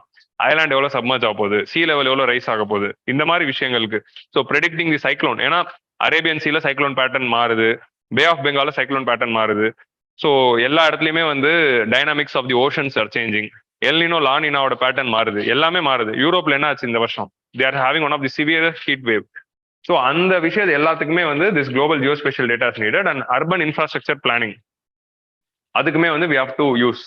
So urbanisation, sustainable urbanisation is a very important thing. எல்லா இடத்துலையுமே வந்து இது வருது. ஸோ நம்ம ஆன்சர் ரைட்டிங்ல இதை நம்ம ஃபோக்கஸ் பண்ணிட்டே வரணும். ஏன்னா development is happening in urban area in concentrated way. ஆனால் அதனால தான் பிரச்சனைகளும் ரூரல் ஏரியாஸ்னால வந்த பிரச்சனையோட அர்பன் ஏரியானால வந்து தான் என்வாரன்மெண்ட்டுக்கு அதிக பிரச்சனை வருது. ஸோ அதனால urbanisation, sustainable urban infrastructure planning is very much needed. Global disease surveillance. So COVID-19 வந்ததுனால இது ஒரு புது அஜெண்டாவா ஆட் ஆக போகுது. குளோபல் டிசீஸ் சர்வைலன்ஸ்க்கு ஒரு சிஸ்டம் எஸ்டாப்ளிஷ் பண்ணும். இன்னொரு COVID-19 மாதிரி ஒரு பேண்டமிக் வரக்கூடாது. அதுக்கு என்ன ஒரு ஆர்கிடெக்சர் தேவை? ஸோ எதுக்கு இந்த வாட்டி COVID-19 ஒரு பேண்டமிக்கா மாறுச்சு? ஏன் மாறுச்சு அப்படின்னா WHO லேட் ரெஸ்பான்ஸ். நம்ம எந்த நாட்டு மேலேயும் பழி போட தேவையில்ல, WHO மேல மட்டும் பழி போட்டா போதும். ஓகே, ஆன்சர் ரைட்டிங் சொல்றேன். ஏன்னா WHO முன்கூட்டியே அவங்க ஆக்ஷன் எடுத்திருந்தாங்கன்னா, மேபி டிசம்பர்லயே அவங்க சைனா கிட்ட இருந்து இன்ஃபர்மேஷன் வாங்கினது பப்ளிஷ் பண்ணியிருந்தாங்கனாலோ இல்ல ஜனவரிலயோ பண்ணியிருந்தாங்கனாலோ மேபி வேற மாதிரி கூட இது போயிருக்கலாம். ஏன்னா கரெக்டா நம்ம டிசம்பர் எண்ட்லயே ஃபிளைட் எல்லாம் நிறுத்திருக்கலாம் சைனாவை, இல்லைன்னா ஜனவரி ஸ்டார்டிங்லேயே வந்து ஃபிளைட் எல்லாம் நிறுத்திருக்கலாம். அது பிப்ரவரியில பண்ணதுனாலதான் இவ்வளவு பிரச்சனை அப்படிங்கிறது ஒரு ஐடியாவை வச்சுக்கலாம். ஸோ அந்த மாதிரி குளோபல் டிசீஸ் சர்வைலன்ஸ் அண்ட் அதோட ரெஸ்பான்ஸ் சிஸ்டம்க்கு குளோபல் அஜெண்டா செட் பண்ணுங்க. இப்போ நம்ம WHO இந்த COVID-19 வரதுக்கு முன்னாடி வரைக்கும் இப்படி ஒரு குளோபல் பேண்டமிக் வந்தா அதுக்கு குளோபல் ரெஸ்பான்ஸ் எப்படி இருக்க போகுதுங்கிறதுக்கு ஒரு அஜெண்டாவை செட் பண்ணல. இப்போ செட் பண்ணணும். இன்னொரு பேண்டமிக் வந்துச்சுன்னா, ஏன்னா அதோட விளைவுகள் பார்த்தோம். How badly it affected the economy, how badly it affected the society, how badly it affected the human lifes. So இது எல்லாமே பார்த்துட்டோம். ஸோ இது பார்த்த உடனே கண்டிப்பா வி நீட் அ சிஸ்டம். ஹெல்த்ல இன்னொரு மிகப்பெரிய சேலஞ்ச் வந்து ஸோ இந்த microbial resistance, antibiotic microbial resistance. So new antibiotics வந்து நம்ம வந்து we have to develop. New antibiotics வந்தாதான் இந்த மைக்ரோபியல் ரெசிஸ்டன்ஸ். ஏன்னா டிபிலாம் வந்து MDR TB எல்லாம் போயிடுச்சு. ஸோ மல்டிபிள் ட்ரக் ரெசிஸ்டன்ஸ்லாம் வந்துருச்சு. ஸோ அந்த ஆன்டி மைக்ரோபியல் ரெசிஸ்டன்ஸை சால்வ் பண்ணணும்னா நியூ ஆன்டிபயோட்டிக் ரிசர்ச்சுக்கு குளோபல் ஃபண்டிங் தேவை. அந்த குளோபல் ஃபண்டிங்கை என்ஷோர் பண்ணணும். That is the point which they are telling. இது எல்லாத்துக்குமே ஒரு முக்கியமான கதைகள் இருக்கு. ஸோ ஐஆர் ரிலேட்டடா ஒரு எஸ்ஏ வந்தா கூட இது எல்லாத்தையும் எக்ஸ்பேண்ட் பண்ணி நீங்க எழுதலாம். Avoid strategic competition in global resources. Global resources எல்லாம் யூஸ் பண்ணும்போது இப்போ பாதி குளோபல் பொலிட்டிக்கல் கான்ஃபிளிக்ட் எல்லாமே ஒரு ரிசோர்ஸ் சென்ட்ரிக்கா தான் இருக்கும். இப்போ ஃபார் எக்ஸாம்பிள் யூஎஸ் உடைய என்டையர் வெஸ்ட் ஏஷியா பாலிடிக்ஸும், இந்த ஈரான் ஈராக் பாலிடிக்ஸ், இல்ல ஈரான் சவுதி அரேபியா பாலிடிக்ஸ், இல்ல Israel Saudi Arabia Iran issue, இது எல்லாமே பாத்தீங்கன்னா ஆயில்ல வந்து முடியும். ஸோ இந்த மாதிரி most of the international crisis எல்லாமே ஒரு நேச்சுரல் ரிசோர்ஸ் ஷேரிங்ல தான் பிரச்சனையா ஆரம்பிக்குது. இப்போ சார் கிரீக் அப்படிங்கிற இந்த பார்டர் டிஸ்பியூட் அப்படிங்கிறது என்னதுன்னா, ஒன்னுத்துக்கும் உதவாத ஒரு ஏரியாக்காக ரெண்டு நாடுகளும் சண்டை போட்டுக்குது. எது? இந்தியாவும் பாகிஸ்தானும். ஏன் அப்படின்னா ஃபியூச்சர்ல அதுக்கு அடியில இருந்து நம்ம வந்து மீத்தேன் எடுக்கலாம் அப்படிங்கிறதுனால. ஃபியூச்சர்ல எப்பயோ ஒரு வருஷம் மீத்தேன் எடுக்கிறதுக்கு இப்போதுல இருந்து சண்டை. ஸோ அந்த ரீஜன்ல மனுஷங்களாலே போறது இல்லை, மிலிட்ரியாலே நிப்பாட்ட முடியாது, அந்த இடத்துக்கு சண்டை போட்டுக்கிறாங்க. So everything is for strategic competition for global resources. Somewhere it is ending up in global resources. So on the strategic competition in global resources we have to avoid. அப்பே மாதிரி global financial transaction tax அப்படின்னு ஒரு idea இருக்கு. So இது எப்படின்னா, இப்போ for example simple, இப்போ நம்ம ஜிஎஸ்டி மேல ஏதாவது ஒரு டிரான்சாக்ஷன் பண்ணா செஸ் ஒன்று போடுறாங்களா எக்ஸ்ட்ராவா, அந்த மாதிரி குளோபல் லெவல் ஃபினான்ஷியல் டிரான்சாக்ஷன் ஒரு த்ரெஷோல்டுக்கு மேல ஒரு டிரான்சாக்ஷன் நடக்குதுன்னா அதுக்கு ஒரு டாக்ஸ் போடுங்க. அந்த டாக்ஸை இன்டர்நேஷனல் ஏஜென்சி ஒன்று கலெக்ட் பண்ணட்டும், அது ஒரு வேர்ல்டு பேங்கோ ஏதாவது ஒரு ஏஜென்சி கலெக்ட் பண்ணட்டும். அந்த டாக்ஸை வந்து எதுக்கு நம்ம ஸ்பெண்ட் பண்ண போறோம் அப்படின்னா, குளோபல் டெக்னாலஜி ஃபண்ட் அப்படின்னு ஒரு ஃபண்டில் போய் அந்த காசு போகுது. அந்த ஃபண்ட் எதுக்குன்னா லீஸ்ட் டெவலப்டு கண்ட்ரிஸ் வந்து டெக்னாலஜி அடாப்டேஷனுக்காக. லீஸ்ட் டெவலப்டு கண்ட்ரி கிளைமேட் சேஞ்சுக்கு டெக்னாலஜி அடாப்ட் பண்ணணும். லீஸ்ட் டெவலப்டு கண்ட்ரிஸ் வந்து in general any technology they need to adapt, அதுக்கு இன்ஃப்ராஸ்ட்ரக்சருக்கு ஃபண்டிங் தேவை. டெவலப்டு கண்ட்ரீஸ்ல இருந்து தான் இந்த ஹை வால்யூம் டிரான்சாக்ஷன்லாம் நடக்க போகுது. ஸோ அவங்கள டாக்ஸ் பண்ணி அதுல இருந்து வர டாக்ஸ் வந்து least development countries. So global லெவல்ல நம்ம வந்து we are putting this progressive taxation system. உங்க லாஜிக் புரியுதா? Taxing the high volume transaction and using that money to are the least developed countries. So இந்த அஜெண்டா வந்து global financial transaction tax அப்படிங்கிற இந்த டாக்ஸை கொண்டு வந்து use that money for technology adaptation. இங்க லீஸ்ட் டெவலப்மெண்ட் கண்ட்ரிஸ் மட்டும் இல்லாம நீங்க டெவலப்பிங் கண்ட்ரிஸ் கூட ஆட் பண்ணிக்கலாம், கிளைமேட் ஃபினான்ஸ் கூட ஆட் பண்ணிக்கலாம், மிட்டிகேஷன் எதுக்கு வேணா நம்ம எழுதி விடலாம் இந்த ஐடியா. ஸோ ஐடியாஸ் தான். ஓகே, கிளியரா? ஃபைன். நெக்ஸ்ட் எடிட்டோரியல் போலாமா? ஸோ இந்த எடிட்டோரியல் பொறுத்த வரைக்கும் த மோஸ்ட் இம்பார்ட்டன்ட் திங், இது எல்லாமே ஜெனரிக்கான குளோபல் சேலஞ்சஸ். இது ஆல்ரெடி நம்ம டிஸ்கஸ் பண்ணதுதான். அதுக்கு தேவைப்படுற கான்செப்சுவல் ஃப்ரேம் ஒர்க் தான் புதுசு. So challenges, conceptual frame work and agenda மூணுமே வந்து ஒரே எடிட்டோரியல் கிடைக்குது. இது G20 அப்படிங்கிறதுனால இந்த எடிட்டோரியல் இப்படி பார்த்துருக்கோம். இது G20யோட ரெஸ்ட்ரிக்ட் பண்ணாம ஐஆர் ரிலேட்டடா எந்த கொஸ்டின் வந்தாலும் try to use these points. So next editorial is interesting editorial. Last வீக்கே நான் உங்களுக்கு படிக்க சொன்னேன், பட் இந்த வருஷம் இந்த மாசம் இந்த வாரம் வந்து எல்லா எடிட்டோரியலும் மொக்கையா இருந்ததுனால இந்த எடிட்டோரியலை நான் எடுத்து டிஸ்கஸ் பண்றேன். ஸோ ஜெயராம் ரமேஷ் வந்து இன்ட்ரெஸ்டிங்கான எடிட்டோரியல்ஸ் எழுதுறாரு. இதுக்கு முன்னாடி ஸ்டாக்ஹாம் கான்ஃபரன்ஸோட சிக்னிஃபிகன்ஸ் பத்தி எழுதியிருந்தாரு. லாஸ்ட் வீக் வந்து அண்டார்டிக் ட்ரீட்டி பத்தி எழுதியிருக்காரு. Antarctic bill was passed by the parliament in monsoon session of session. அதுல அந்த பில் வந்து என்ன சிக்னிஃபை பண்ணுதுன்னா, அண்டார்டிகால India is having a base, Bharati Maitri, இந்த ரெண்டு பேஸோடைய டே டு டே ஆக்டிவிட்டிஸோடைய ரெகுலேஷன்ஸ். ஸோ அந்த பேஸை வந்து யார் ரெகுலேட் பண்றா? அதுக்குன்னு ஒரு இன்ஸ்டிடியூஷனல் மெக்கானிசமே இல்லை. ஜஸ்ட் வந்து ஒரு அட்ஹாக் பேசிஸ்ல அந்த எக்ஸ்பெடிஷன் நடக்கும் போது மட்டும் ஒரு டீம் போது அவங்களை ரெகுலேட் பண்றதுக்கு லீகல் மெக்கானிசம்ஸ் இல்ல.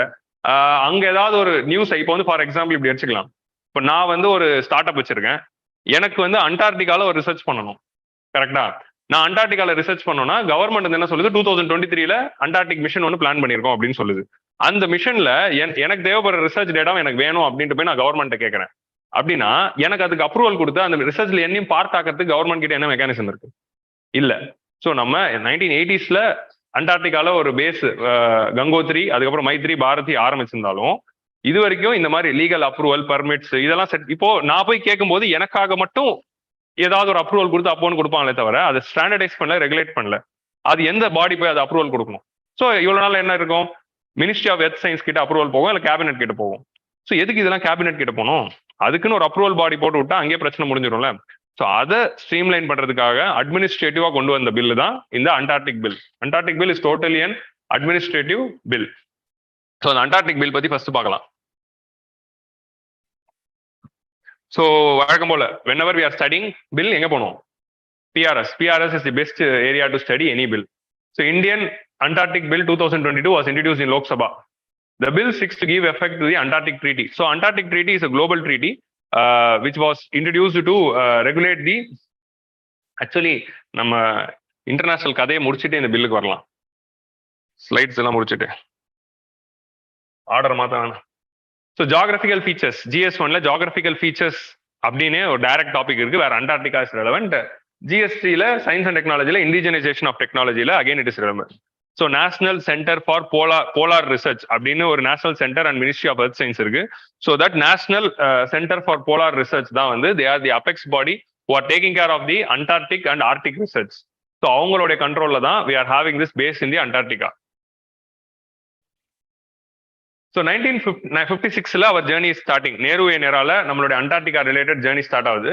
நேருவும் கிருஷ்ணன் மேலும் வழக்கம் போல இன்டர்நேஷனல் பாலிடிக்ஸ்ல நிறைய என்னென்னலாம் பண்ணாங்கன்னு பார்த்துருக்கோம். சூயஸ் கெனால் கிரைசிஸ்ல, கொரியன் கிரைசிஸ்லாம் இன்டர்ஃபியர் பண்ணி அதுக்கு சொல்யூஷன் கொண்டு வந்தாங்க. இவ்வளவு பெரிய கான்டினென்ட் வந்து சும்மா கிடைக்குது, அது யாருக்கு சொந்தம், அதை எப்படி நம்ம ஷேர் பண்ணலாம், அதோடைய ரிசர்ச்சஸ் நம்ம எப்படி கொண்டு போகலாம். Antarctica is a pristine region and we have to there is a need for a global regulation to avoid any damage to Antarctica. எந்த நாடும் அண்டார்டிகாவை கிளைம் பண்ணிட்டு அங்கேயும் ஹியூமன்ஸோட வேலையை காட்டிடக்கூடாது அப்படிங்கிறதுக்கான அந்த நீடு வருது. ஸோ யூஎன்ல வந்து கிருஷ்ணன் மேனன் தலைமையில ஒரு ரெசல்யூஷன் போட சொல்றாரு நேரு. என்னன்னு போட சொல்றாருன்னா அண்டார்டிகாவை எப்படி ரெகுலேட் பண்ணலாம், அதுல வந்து எந்த நேஷனும் ஸ்டேக் கிளைம் பண்ணக்கூடாது அப்படின்னு சொல்லி ஒரு ரெசல்யூஷன் போடணும் அப்படின்ட்டு Krishnan Menon was our defence minister. He is bringing அவர் மூலமா ஒரு ரெசல்யூஷன் வந்து கொண்டு வர சொல்றாங்க. So demand for UN general assembly resolution on Antarctica to ensure that vast area natural resources are used for peaceful purposes and general welfare. Okay, இன்னொரு முக்கியமான concern என்னதுன்னா 1950s was a time of nuclear bomb explosions.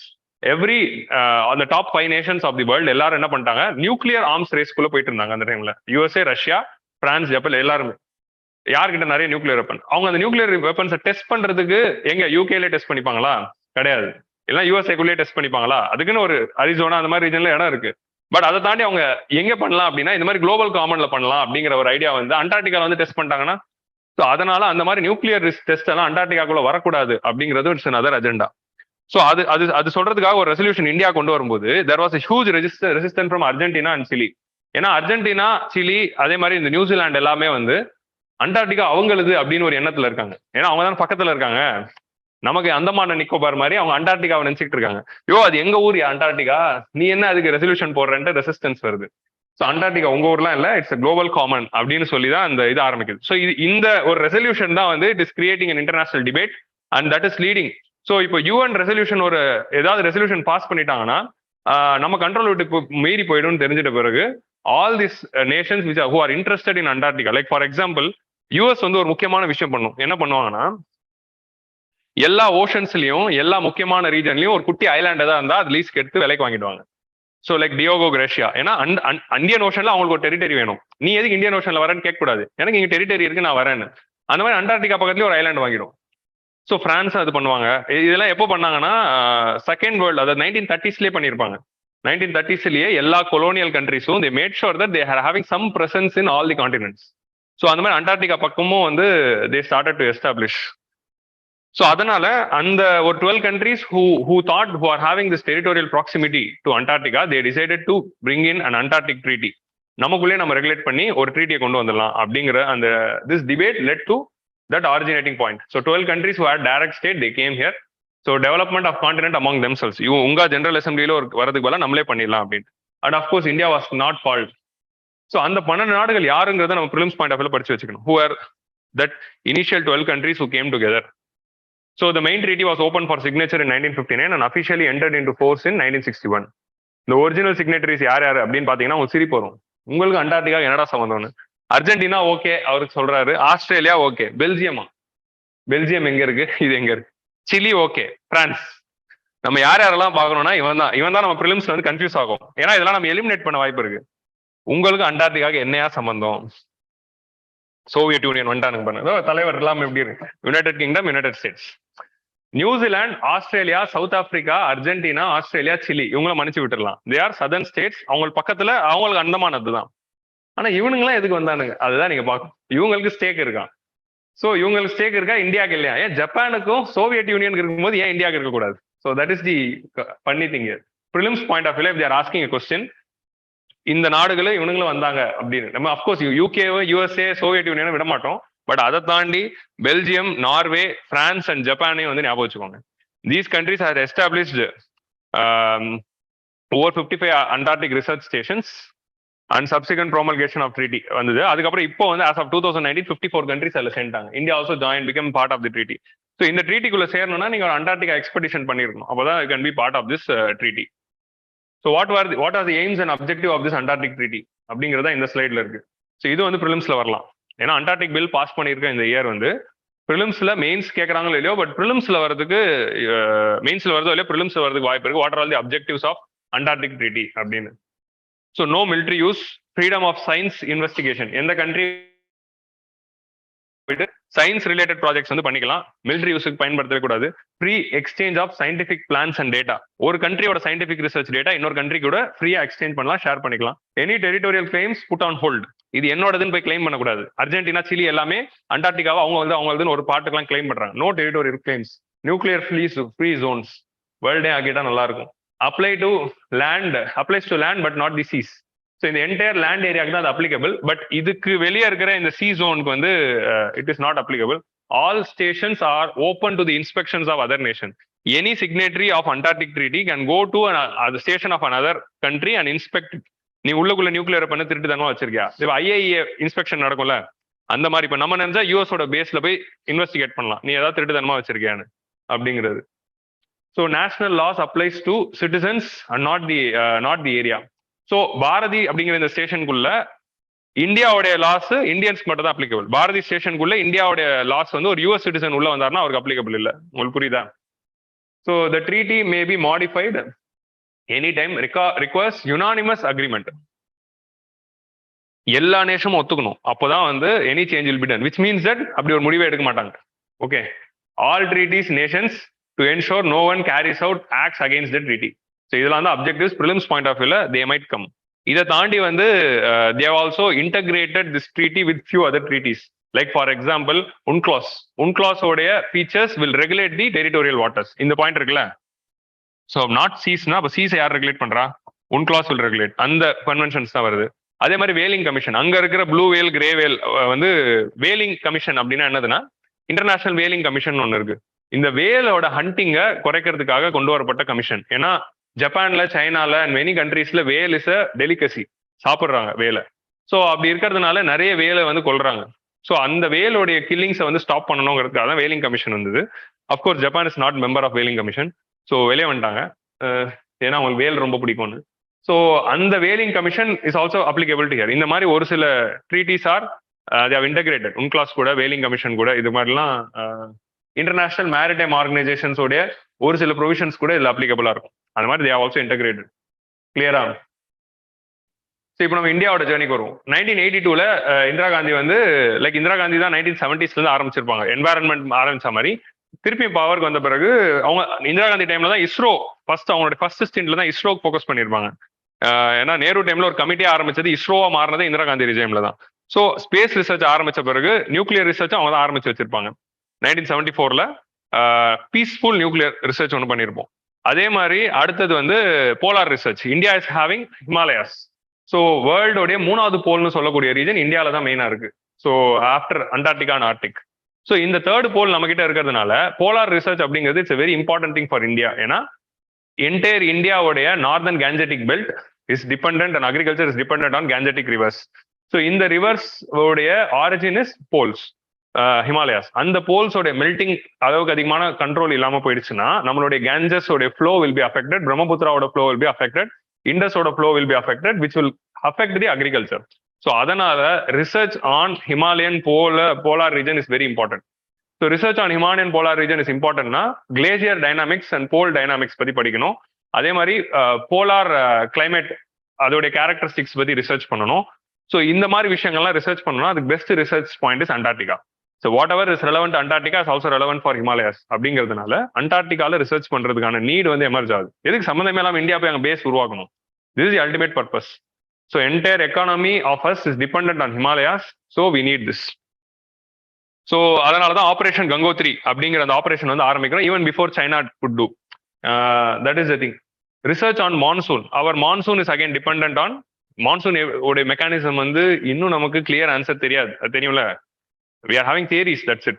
So அதுல வந்து அந்த நிறைய விஷயங்கள் வந்து மான்சூன்ல open Lingaa தான் இருக்கு, இது எது இம்பாக்ட் பண்ணுதுன்னு. ஸோ கண்டிப்பா there was a question also, how the polar space climate is affecting the global climate அப்படிங்கிற மாதிரி ஒரு கொஸ்டின் வந்து எக்ஸாக்ட்லி forgot the என்ன வந்து கேட்கல. Okay, yeah exactly, how cryosphere impacts the global climate அப்படின்னு யூபிஎஸ்சி மெயின்ஸ்ல தேர் வாஸ் a கொஸ்டின். இந்த வாரம் டிஸ்கஸ் பண்ணாங்களா? ஓகே, கிரையோஸ்பியரோட ரோல் வந்து இந்த குளோபல் கிளைமேட்டோட அதோட இம்பார்ட்டன்ஸ் என்னங்கிறதே ஒரு யூபிஎஸ்சி மெயின்ஸ் கொஸ்டின் வந்திருக்கு. ஸோ இந்த மாதிரி கொஸ்டின்ஸ் வரும். ஸோ அதே தான், அந்த cryosphere is also playing a role with respect to monsoon and Indian ocean உடைய டைனாமிக்ஸ்லயும் வந்து அண்டார்டிகால ஒரு இம்பேலன்ஸ் வருதுன்னா இந்தியன் ஓஷன்ல அதோட வெளிப்பாடு வரும், மான்சூன்ல அதோட வெளிப்பாடு வரும், நம்மளுடைய கிளைமேட்ல அதோட சேஞ்சஸ் வரும். ஸோ அண்டார்டிகாவுடைய அந்த geological stability is very important. Marine diversity, அதே மாதிரி life in the ice bound regions, இது எல்லாத்தையும் படிக்கணும் அப்படிங்கிறதுனால இந்தியாவோட leading marine biologist Syed Zahoor Qasim அவரோட தலைமையில we conducted this first expedition along with CP Ora, who did India's expedition to Mount Everest. ஏன் இந்த மாதிரி சயின்டிஸ்டோட நேம்லாம் நம்ம மென்ஷன் பண்றோம்னா, நமக்கு தெரிஞ்ச 4 சயின்டிஸ்ட் தான் தெரியுது. நமக்கு சயின்டிஸ்ட் பேர் சொல்லுனா CV ராமன் சொல்லிடுறோம், அதுக்கப்புறம் ஒரு 4 பேரை சொல்றோமே தவிர நமக்கு நிறைய சயின்டிஸ்ட் பேர் தெரியணும். அதுக்காக தான் இந்த நேம்ஸ் எல்லாம் மென்ஷன் பண்றேன். ஸோ அதை தாண்டி அந்த முக்கியமான சயின்டிஸ்டோட லிஸ்ட்ல Syed Zahoor Qasim is the first program director for operation Gangotri, and he was also appointed as the director for department of environment when it was created for the first time.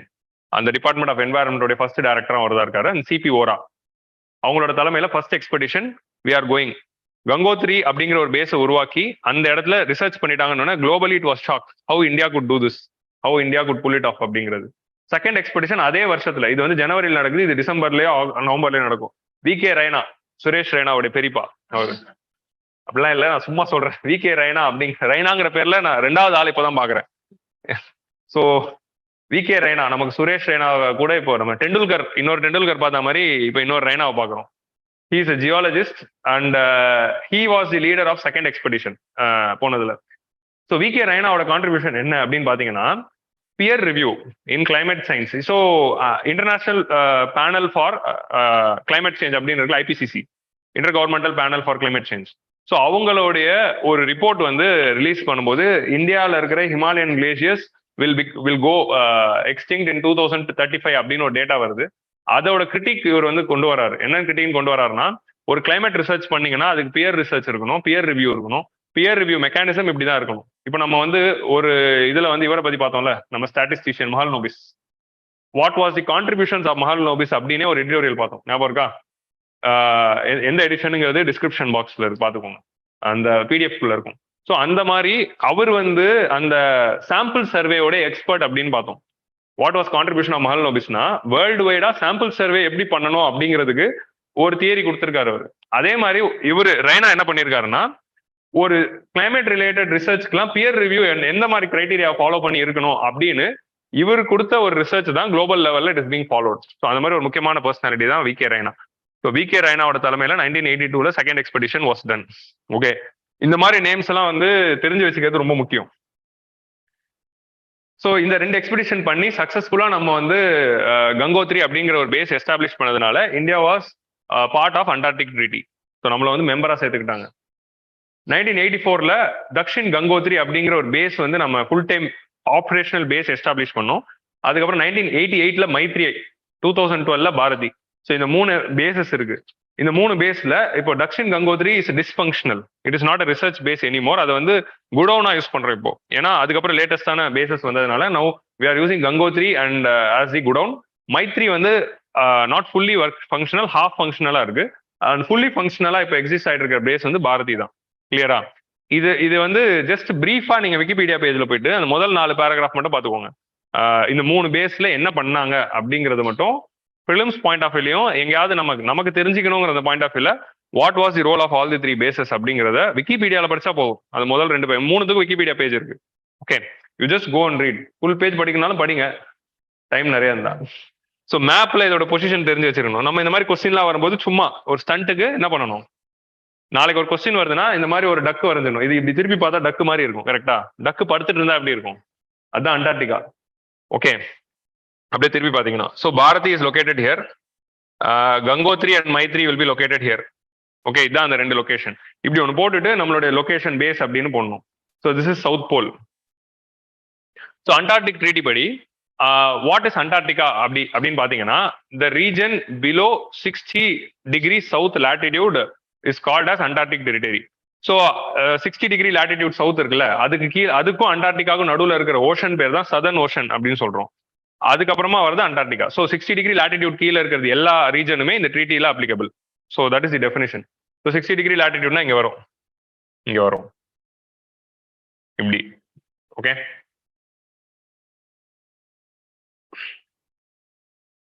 So this is our Antarctica story. அதுக்கப்புறம் நம்ம 40 expeditions பண்ணியிருக்கோம், 40 வாட்டி போயிருக்கோம். Next வந்து 2008 ஹிமாத்ரி அப்படிங்கிற base வந்து we started in Arctic region. Svalbard ரீஜன்ல வந்து நியூ அலிசன்ட் அப்படிங்கிற, Svalbard is an island of Norway.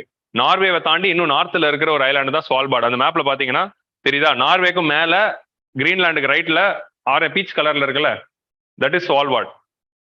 கிரீன்லாண்டுக்கு ரைட்ல பாருங்க, தட் இஸ் ஸ்வால்பார்ட். இந்த ஸ்வால்பார்ட் ரீஜன்ல we established the base called Himadri. Okay, Ny-Alesund அப்படிங்கிற ரீஜன்ல. இதோட பர்பஸ் என்னதுன்னா fjord research. So what is fjord or fjord, அது அவங்க ஊர் பாஷையில ஏதோ ஒன்று, அது ஃபார்டுன்னு கூட சொல்லலாம், FGORD அதான் ஸ்பெல்லிங். ஃபார்ட் அப்படின்னா என்னதுன்னா, so it is nothing but estuary kind of thing in an ice region. Ice இந்த மாதிரி போலார் ரீஜன்ல இருக்கிற ஒரு எஸ்டூரி பேர் தான் ஃபார்ட். இப்போ ஃபார் எக்ஸாம்பிள் இதான் ஒரு லேண்டுன்னு வைங்களேன், இப்படி வருது இல்ல,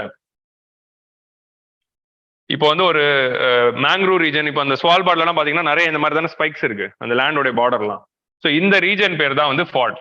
இங்க வந்து ஓஷன் இருக்கும், இது வந்து லேண்டு, இந்த ரீஜன் இந்த கேப் இருக்குல்ல, இதுதான் ஃபார்ட்.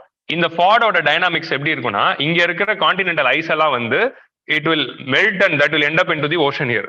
ஸோ அந்த இடத்துல ஒரு மொரைன் மாதிரி ஒரு ஃபார்மேஷன்ஸ்லாம் வரும். இந்த fjord dynamics plays a very important role. இது important role with respect to melting of glaciers. So research on fjord dynamics is very important to understand the melting of glaciers. So அந்த fjord டைனாமிக்ஸை படிக்கிறதுக்காக தான் we establish this base. Apart from other objectives வந்து இதே objectives தான் நம்மளுடைய Antarctic ரிசர்ச்க்கு இருக்கிற இந்த அப்ஜெக்டிவ்ஸ் தான். Monsoon research, ocean research, Himalayas பத்தின அண்டர்ஸ்டாண்டிங், இது எல்லாமே. So Himadri base. அதே மாதிரி இன்டார்க் அப்படிங்கிறது, வாட் இஸ் இன்டார்க்? இன்டார்க்குங்கிறது வந்து இட் இஸ் கேட்கல, சொல்லுங்க. இன்டார்க் என்னது? Indian Arctic. அது ஆர்டிக் அப்படி என்னது? அது என்னன்னு தானே கேட்கிறேன். ஆர்டிக் தாங்க. இன்டார்க் அப்படிங்கிறது நம்மளுடைய ரிசர்ச் வெசல் மாதிரி ஒரு விஷயம், அன்மேன்ட் ரிசர்ச் வெசல். அது வந்து ஒரு பொட்டி மாதிரி இருக்கும், சூட்கேஸ். அதுக்குள்ள ஃபுல்லாவே வந்து சென்சார்ஸ் எல்லாம் போட்டு அண்டார்டிக் ஓஷன்ல கீழே அனுப்பியிருக்கும். ஸோ அண்டார்டிக் ஓஷனோட பாட்டம் ரிலீஃபை ரிசர்ச் பண்றதுக்கான ஒரு ரிசர்ச் மாடியூல் தான் வந்து இன்டார்க். ஸோ நம்மளுடைய ஹிமாத்ரிக்கு கீழே அண்டார்டிகாவுடைய ஃப்ளோர்ஸ்ல we have established this IndARC research module which is taking the submarine polar ஓஷனுடைய டேட்டா. ஏன்னா நம்மளுடைய இந்த ரொம்ப ஜியோகிராஃபி உள்ள போக வேணான்னு பாக்குறேன். இந்த கன்வேயர் பெல்ட் சிஸ்டம் பத்தி பார்த்திருக்கீங்களா? Water masses and conveyor belt. There is a global conveyor belt system of water. அண்டார்டிக்ல இருந்து ஆரம்பிக்கிற வாட்டர் ஆர்டிக் வழியா வந்து எல்லா ஓஷன் வழியா சுத்திட்டு போகும். It is creating a lot of currents. இப்போ அந்த ஃபைண்டிங் நீமோலயும் அந்த கரண்ட் வரும். அந்த நீமோ அந்த டர்ட்டில்ஸ் எல்லாமே அந்த கரண்ட்டுக்குள்ள போயிட்டு தான் ஆஸ்திரேலியாவுக்கு சிட்னிக்கு போவாங்க. ஸோ அந்த மாதிரி ஒரு கரண்ட் சிஸ்டம் வேர்ல்டு ஃபுல்லா இருக்கு. அந்த வேர்ல்டோட என்டையர் கரண்ட் சிஸ்டமும் வந்து ஒரு ஆரிஜினேட்டிங் பாயிண்ட் எங்கன்னு பாத்தீங்கன்னா அண்டார்டிகாவும் ஆர்டிக் தான். ஸோ அந்த அண்டார்டிகா அண்ட் ஆர்டிக் ரீஜனோடைய temperature changes and salinity changes தான் வந்து இஸ் ஆரிஜினிங் பாயிண்ட் பத்தி குளோபல் கன்வேயர் சிஸ்டம். ஸோ அந்த கன்வேயர் சிஸ்டம் பத்தி அண்டர்ஸ்டாண்டிங் உங்களுக்கு தெரியணும்னா you need to have a base there. So அந்த சப்மரைன் கரண்ட்ஸ் பத்தி எல்லாம் படிக்கணும்னா ஓகே. ஸோ அந்த ரிசர்ச்காக தான் வந்து we establish the base there. And நம்ம ஹிமாத்ரி பேஸ் ஆரம்பிச்சோம்னா ஆர்டிக் கவுன்சிலையும் நம்மள வந்து அசோசியேட் மெம்பரா சேர்த்துக்கிட்டாங்க. So that is the present status. So இதோட தொடர்ச்சியா இதெல்லாம் நம்ம வந்து இதை வந்து ரெகுலேட் பண்றதுக்காகவும் அட்மினிஸ்ட்ரேட்டிவ் ரீசன்ஸ்க்காக ஸ்ட்ரீம்லைன் பண்றதுக்காக தான் இப்போ அண்டார்டிக் பில் வந்திருக்கு. புரியுதா? ஸோ இந்த brief story it is very important editorial. Last வீக்கே டிஸ்கஸ் பண்ணிருக்கணும் and now we are discussing it. So இதுல ப்ரிலிம்ஸ் பாயிண்ட் ஆஃப் வியூல அண்டார்டிக் ட்ரீட்டி பத்தியும் இந்தியாவுடைய பேசஸ் பத்தியும் ஹிமாத்ரி பத்தியும் இன்டார்க் பத்தியும் படிக்கணும். Okay, Himadri, IndARC and all the Indian Antarctic bases and national centre for polar research அந்த பாடி பத்தியும். அதோட ஹெட் குவார்டர்ஸ் எங்க இருக்கு? கோவால இருக்கு. It is a body which is coming under Ministry of Earth Sciences and they are the apex body for all this research. So இப்போ இந்த Antarctic bill பத்தி பார்ப்போம். இப்போ இந்த அண்டார்டிக் பில் பார்த்தா புரிஞ்சிடும். So this bill seeks to give effect to the Antarctic Treaty, Convention on Conservation of Antarctic Marine Living Resources, Protocol on Environmental Protection of Antarctic Treaty. இது மூணுமே it's part of Antarctic Treaty. இது மூணுத்துக்கும் effect கொடுக்கிறது தான் இதோட main aim. So applicability, it is applicable to the entire region of Antarctica, the continent of Antarctica, including its ice shelf and all this region, all the islands in and around the Antarctica below the 60 degree south latitude. எங்க இது applicable? Prelims point of view. And they are forming a central committee under the chairman, under the leadership of Secretary to Ministry of Earth Sciences. Ministry of Earth Sciences உடைய செக்ரட்டரியோட தலைமையில 10 பேர் கொண்ட ஒரு committee வந்து form பண்றாங்க. So what is the role of this committee அப்படிங்கிறது பார்ப்போம். இதுல இந்த 10 பேர் யாருன்னா, they will be nominated so joint secretary and secretary level officers of various other ministries like Ministry of Defense, External Affairs, National Center for Polar and Ocean Research, National Security Council, Secretariat. So இந்த மாதிரி 10 department உடைய secretaries are part of it. So இவங்க தான் அந்த approval giving committee. So இப்போ நீங்க எந்த project, இப்போ நான் வந்து என்னுடைய ஸ்டார்ட் அப்க்கு அண்டார்டிகா டேட்டா வேணும்னா இந்த கமிட்டி கிட்ட தான் போய் அப்ரூவல் வாங்கணும். Functions of the committee: granting permits to various activities, implementing and ensuring compliance of international laws. Antarctic baseல நம்ம laws establish பண்றோமா, obtaining and reviewing the relevant information provided by the party in the treaty related on information collections and gatherings, all these things it is taken care of by them. So இதெல்லாம் prelims point of view படிக்கணும். What is the role of that committee அப்படிங்கிறது. So permit, இப்போ நான் வந்து என்னோட ரிசர்ச்க்கு permit வேணும்னா இவங்கள்ட்ட apply பண்ணி வாங்கிக்கலாம். இப்போ இதுக்கு முன்னாடி யார்கிட்ட போகணும்னு எனக்கு தெரியல, இப்போ இவங்கள்ட்ட கேட்டு வாங்கிக்கலாம். That is the purpose of this thing. Any Indian expedition to enter or remain in Antarctica, a person to enter or remain the Indian station in Antarctica. இப்போ ஒரு நார்வே ரிசர்ச் ஸ்காலர் பாரதி ஸ்டேஷனுக்குள்ள வந்து ரிசர்ச் பண்ணணும் அப்படின்னா இந்த committee கிட்ட approval clearance வாங்கியிருக்கணும். உங்களுக்கு புரியுதா? அதுக்கு தான் மினிஸ்ட்ரி ஆஃப் டிஃபென்ஸ் ஆளும் உள்ள இருக்காரு, மினிஸ்ட்ரி ஆஃப் எக்ஸ்டர்னல் அஃபேர்ஸ் ஆளும் உள்ள இருக்காரு. So they will give the approval. So next வந்து a vessel or aircraft registered in India to enter into Antarctica, a person or vessel or drill or dredge to excavate mineral resources and collect the samples from Antarctica. எல்லாத்தையும் இனிமேல் permission வாங்கிட்டு தான் பண்ணணும் இந்த committee கிட்ட. So Indian சைட்ல இருந்து waste disposal வரைக்கும். அகைன் இந்த கமிட்டி அப்ரூவல் எப்போ கொடுக்கணும்? என்வாரன்மெண்ட் இம்பாக்ட் அசஸ்மெண்ட் பண்ண போறாங்க, பண்ணிட்டு தான் கொடுப்பாங்க. ஆனா அவங்க எப்படி பண்ணுவாங்கன்னு நமக்கு தெரியும். Prohibited activities: nuclear explosion, disposal of radioactive waste, introduction of non-sterile soil. நம்ம இங்க இருந்து ஏதாவது ஒரு நம்ம சாயில் எடுத்துமே அங்க போட்டுறக்கூடாது.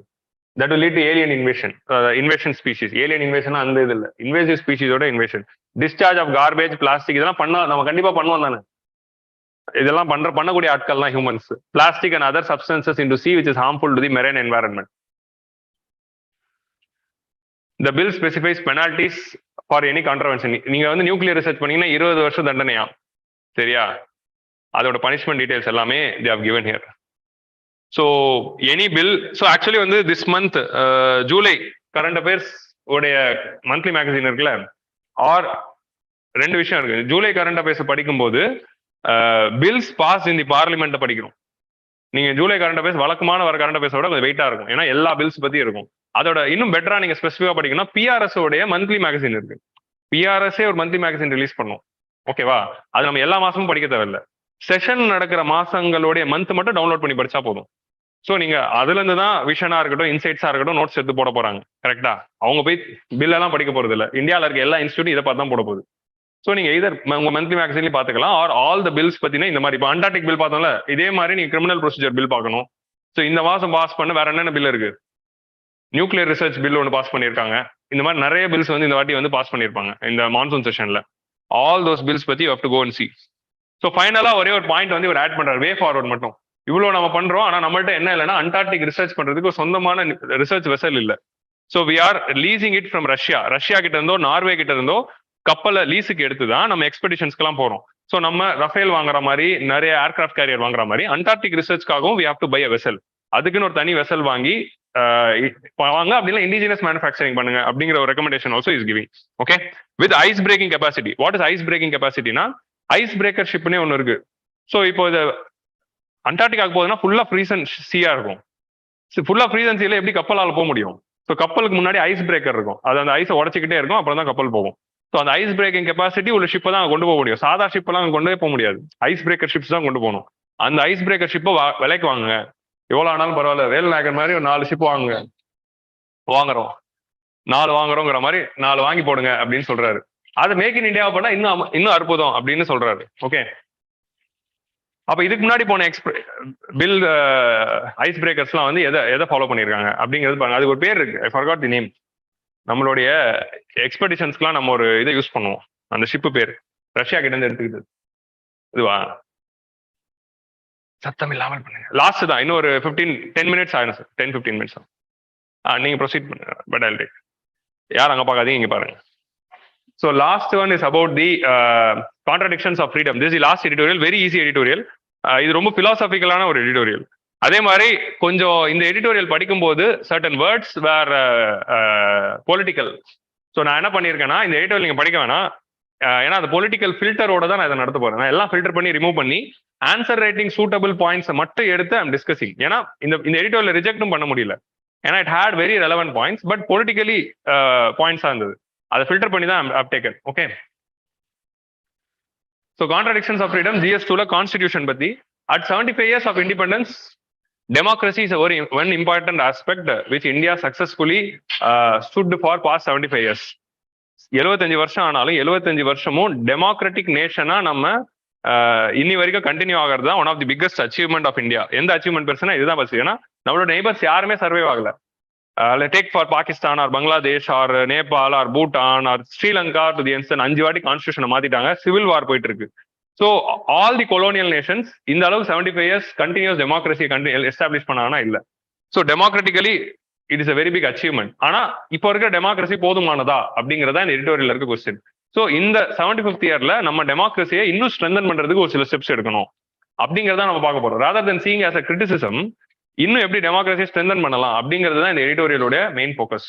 So how we are going to strengthen our democracies. So what is telling our democracy is having 5 contradictions.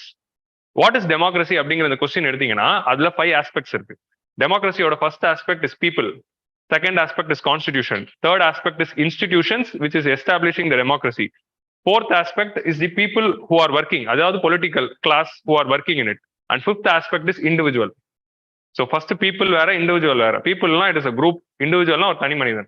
So people, constitution, அதுக்கப்புறமா institutions which is establishing the democracy, like parliament is institution, CVC is institution, national commission for schedule caste is an institution, UPSC is an institution. 4வது political class, 5வது individual. இந்த 5 பேருமே இந்த 5 ஆஸ்பெக்ட்லயுமே we need certain changes. So இந்த 5 ஆஸ்பெக்ட்லயும் problems இருக்கு, 5 ஆஸ்பெக்ட்லயும் reforms தேவை. இந்த 5 ஆஸ்பெக்ட்லயும் ரிஃபார்ம்ஸ் பண்ணிட்டா that is how democracy can B reformed. So first aspect starts with people. So our constitution starts with the word called we the people. But who are that people? அப்படிங்கிற அந்த கொஸ்டினுக்கான பதில் வந்து நம்ம வந்து who constitute the people? அந்த people யாரு? அந்த people யாரு அப்படிங்கிறதுல கான்ட்ரவர்சி இல்லாம அந்த பீப்புளுக்கான மீனிங் என்னதுன்னா யூனிட்டி அண்ட் டைவர்சிட்டி. இந்த பீப்புளுக்கு இதுதான் டெஃபினிஷன் அப்படிங்கிறதே கான்ஸ்டிடியூஷன்ல கொடுக்கல. Anyone who's an Indian citizen is part of that people. அவங்க இப்படிதான் இருக்கணும் அப்படிதான் இருக்கணும் டிஃபைன் பண்ண முடியாது. அதுதான் இந்தியாவுடைய டைவர்சிட்டி அப்படிங்கிறத நம்ம ரெகக்னைஸ் பண்ணணும். Each and every citizen is part of that people அப்படிங்கிறதா ஃபர்ஸ்ட் பாயிண்ட். ஓகே, இதுதான் who constitute that people, unity and diversity. Each and every individual of India is part of the people. அந்த பீப்புளுக்கு டெஃபினிஷனே கிடையாது. உங்களுக்கு புரியுதா? இந்த மாதிரி ஒரு கேரக்டரிஸ்டிக்ஸ் வச்சு அவங்க தான் அந்த பீப்புள், மற்றவங்கலாம் இல்லை அப்படின்னு சொல்ல முடியாது. That is the first point. Second, there is a difference between people and subject. Okay, people அப்படின்னா, சப்ஜெக்ட் அப்படின்னா என்ன தெரியும்னா, ஸ்டேட் அப்படிங்கிற ஒரு மெக்கானிசம் இருக்கு. நம்ம இப்போ அந்த தியரிட்டிக்கலா போவோம், பொலிட்டிக்கல் சயின்ஸ் கான்செப்ட்லாம் வரும். ஸ்டேட் அப்படின்னா என்னதுன்னா கவர்மெண்ட். அந்த ஸ்டேட்டோடைய கண்ட்ரோல்ல இருக்கிற பீப்புள் தான் சப்ஜெக்ட்ஸ். They are subjugated. அதுல இருந்தா அந்த சப்ஜெக்ட் அப்படிங்கிறது வருது. So I am subjugated to the state அப்படிங்கிறதுல இருந்து தான் ஸ்டேட் சப்ஜெக்ட் அப்படிங்கிற வேர்டு வருது. சப்ஜெக்ட்ங்கிற வேர்டு எங்க யூஸ் பண்ணுவாங்கன்னா மொனார்கியில யூஸ் பண்ணுவாங்க. கிங் அண்ட் ஹிஸ் சப்ஜெக்ட்ஸ் அப்படின்னு சொல்லுவாங்க. கரெக்டா? ஸோ நம்மளுடைய சிட்டிசன்ரியையும் பீப்புளையும் சப்ஜெக்ட்ஸா பார்க்கக்கூடாது, பீப்புளா பார்க்கணும். ஏன்னா இந்தியாவுக்கு வி த பீப்புள், அது இந்தியாவில் யார் சுப்ரீம்? கான்ஸ்டியூஷன் சுப்ரீமா? இந்தியாலே சுப்ரீம் யாருன்னா கான்ஸ்டியூஷன் தான். கான்ஸ்டியூஷனே ஓட சுப்ரீம் யாருன்னு பார்த்தா பீப்புள் தான். So people are the supreme class who gave the constitution. அவங்களுக்கு கீழே தான் கவர்மெண்ட் வருது. ஸோ அப்படி இருக்கும்போது people are supreme and not the subjects. So இந்தியாவில் இருக்கிற கான்ஸ்டிடியூன்ட் மக்களை வந்து நம்ம பீப்புளா தான் பார்க்கணும், சப்ஜெக்ட்ஸா பார்க்கக்கூடாது அப்படிங்கிறது தான் வருது. ஸோ கவர்மெண்ட்டுக்கு கீழே பீப்புள் இல்ல, பீப்புளுக்கு கீழே தான் கவர்மெண்ட் அப்படிங்கிற அந்த philosophy we have to realize in this particular point of time. So the contradiction between people and subject and the contradiction between nation and democracy. So இப்போ democratic rights at certain times are curtailed in the names of national security and sovereignty. So nation security and சாவர்னிட்டிக்காக democratic ரைட்ஸை நம்ம எந்த அளவுக்கு breach பண்ணலாம் அப்படிங்கிற ஒரு debate இருக்கு. மோஸ்ட் ஆஃப் தி கேஸ்ல நாடு அப்படிங்கிற அந்த விஷயத்தை வச்சுக்கிட்டு நம்ம டெமோக்ரஸியை செகண்டரி ஆக்கிடுறோம். பட் ஹைரார்கி படி பார்த்தோம்னா பீப்புள், டெமோக்ரஸி, அப்புறம் தான் கண்ட்ரி அப்படிங்கிற அந்த ஹைரார்கி வருது. ஸோ அப்படி இருக்கும்போது பீப்புள் ஃபர்ஸ்டா, கண்ட்ரி ஃபர்ஸ்டானா பீப்புள் தான் ஃபர்ஸ்ட், கண்ட்ரி செகண்டரி அப்படிங்கிற இந்த ஐடியாலஜி அண்டர்ஸ்டாண்ட் பண்ணிக்கணும். ஸோ இப்போ நம்ம சொல்றதுல எதுலையுமே தப்பா எதுவும் தெரியல, கரெக்டா தானே இருக்கு, politically correct. That is very important. அந்த எடிட்டோரியல்ல நீங்க படிக்கிறப்போ இந்த மாதிரி புரிதல் உங்களுக்கு வருமானு தெரியல. I am filtering and I am giving a different interpretation for the editorial. Okay, நமக்கு எக்ஸாம் சென்ட்ரிக்கா புரியுற மாதிரி நான் எடுத்திருக்கேன். உங்களுக்கு புரிஞ்சிச்சா? So democracy, people and democracy are above the nation. உங்களுக்கு புரியுதா? அந்த ஆஸ்பெக்ட்ல நம்ம அதுக்காக நேஷனல் செக்யூரிட்டிக்காக நம்ம எந்த டெமோக்ராட்டிக் ரைட்ஸையும் கர்டைல் பண்ணிட முடியாதானா பண்ணலாம். ஆனா that should be right balance and we should also give importance to the people's rights and liberties அப்படிங்கிற அந்த ஆஸ்பெக்ட் தான் வந்து we are telling. ஸோ பீப்புளுக்கு கீழே தான் கான்ஸ்டிடியூஷன், கான்ஸ்டிடியூஷனுக்கு கீழே தான் நேஷன் அண்ட் கவர்மெண்ட். இந்த ஹைரார்கியை வந்து அண்டர்ஸ்டாண்ட் பண்ண வைக்கிறது தான் இந்த ஃபர்ஸ்ட் பாயிண்ட். கிளியரா? செகண்ட், இப்போ கான்ஸ்டிடியூஷனுக்குள்ள வருவோம். So what is constitution?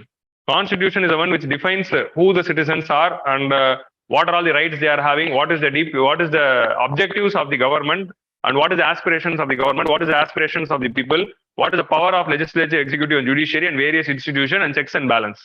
So role of the constitution is the role of the constitution நீங்க எடுத்து பார்க்கும்போது role of the constitution is to limit the powers of the government அப்படிங்கறத ஒரு ஆஸ்பெக்டா நம்ம பார்ப்போம். கரெக்டா? கான்ஸ்டிடியூஷனோட ரோல் என்னதுன்னா சிட்டிசன்ஸோடைய ரைட்ஸை லிமிட் பண்றதா இல்ல கவர்மெண்டோட ரைட்ஸை லிமிட் பண்றதான்னு பார்த்தா கவர்மெண்டோட ரைட்ஸை லிமிட் பண்றதா கான்ஸ்டிடியூஷனோட ரோலே தவிர சிட்டிசன்ஸோட ரைட்ஸை எனேபிள் பண்றதா கான்ஸ்டிடியூஷனோட ரோல் அப்படிங்கிறது second point. Okay, so regulation and control of citizen வந்து கான்ஸ்டிடியூஷன் பண்ணணுமா இல்ல ஃப்ரீடம் அண்ட் வெல்பீங்க பண்ணணுமா? So constitution's objective should be with respect to people, it should aim at freedom and wellbeing. With respect to government, it should regulate and control. So constitution should regulate and control the government and enable the freedom and well-being of people. இதுதான் objective of a constitution. Okay? So அதுதான் வந்து கான்ஸ்டிடியூஷனோட ultimate aim. இந்த word ரொம்ப முக்கியம். இந்த philosophy இது புரியுதுல, இந்த ஆப்ஜெக்ட். ஸோ இது மாறிடக்கூடாது. உங்களுக்கு புரியுதா? Freedom and wellbeing of government and regulation and control of சிட்டிசன்ஸா மாறக்கூடாது. அதுதான் செகண்ட் கான்ட்ரடிக்ஷன். ஸோ நம்ம 75 years ஆஃப் டெமோக்ரஸியில இதை தான் என்ஷோர் பண்ணணும். Regulation and control of government for freedom and wellbeing of citizen அப்படிங்கிறது தான் கான்ஸ்டிடியூஷனோட எய்ம். இந்த மூணாவது இந்த சொற்றொடர் வந்து ரொம்ப நல்லா இருந்தது. சொற்றொடர் வந்து ரொம்ப நல்லா இருந்தது. ஃப்ரேஸ் என்னதுன்னா legislative choices, executive practices and judicial interpretation should focus on citizens welfare and democracy. Answer writing use பண்ணுங்க. ஓகே, நல்லா இருக்குல்ல? லெஜிஸ்லேட்டிவ் சாய்ஸஸ், எந்த லாவை நம்ம கொண்டு வர போறோம், எந்த பில்லை நம்ம இன்னைக்கு கொண்டு வர போறோம், டேட்டா ப்ரொடெக்ஷன் பில்ல கொண்டு வருமா இல்ல ஆர்டிஐ அமெண்ட்மெண்ட் ஆக்ட கொண்டு வருமா அப்படிங்கிற அந்த சாய்ஸ் இருக்குல்ல. உங்களுக்கு புரியுதா?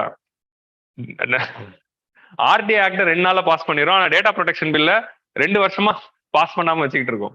உமன் ரிசர்வேஷன் பில்ல 9 வருஷமா பாஸ் பண்ணாம வச்சிருக்கோம். So what is the legislative choice we are having? Woman reservation bill 2013-11 கொண்டு வந்தாங்க. இன்ன வரைக்கும் சும்மா தான் கிடக்குது. பல அஃப்கோர்ஸ் இட் லேப்ஸ் ஆயிடுச்சு, லேப்ஸ் ஆனாலும் சும்மா தான் கிடக்குது. So legislative choice, executive practices. Executive practices, how execute is implementing the law. Judicial interpretation. So judicial interpretation na முதல்ல நம்ம significant interpretation பார்க்கிறது என்னது? கேசவானந்த பாரதி கேஸ்ல ஆரம்பிச்சு ஏகப்பட்ட கேசஸ் இருக்கு. So judicial interpretation எல்லாமே should focus on citizens welfare and strengthening the democracy. Okay. So இது மூணுமே இதை நோக்கினது தான் இருக்கும்.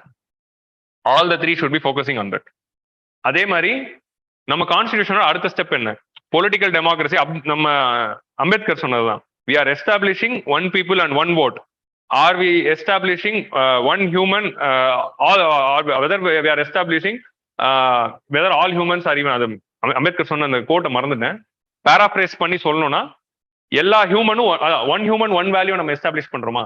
1 person 1 vote எஸ்டாப்ளிஷ் பண்ணிட்டோம். 1 human 1 value எஸ்டாப்ளிஷ் பண்ணிட்டோம்னா பண்ணல.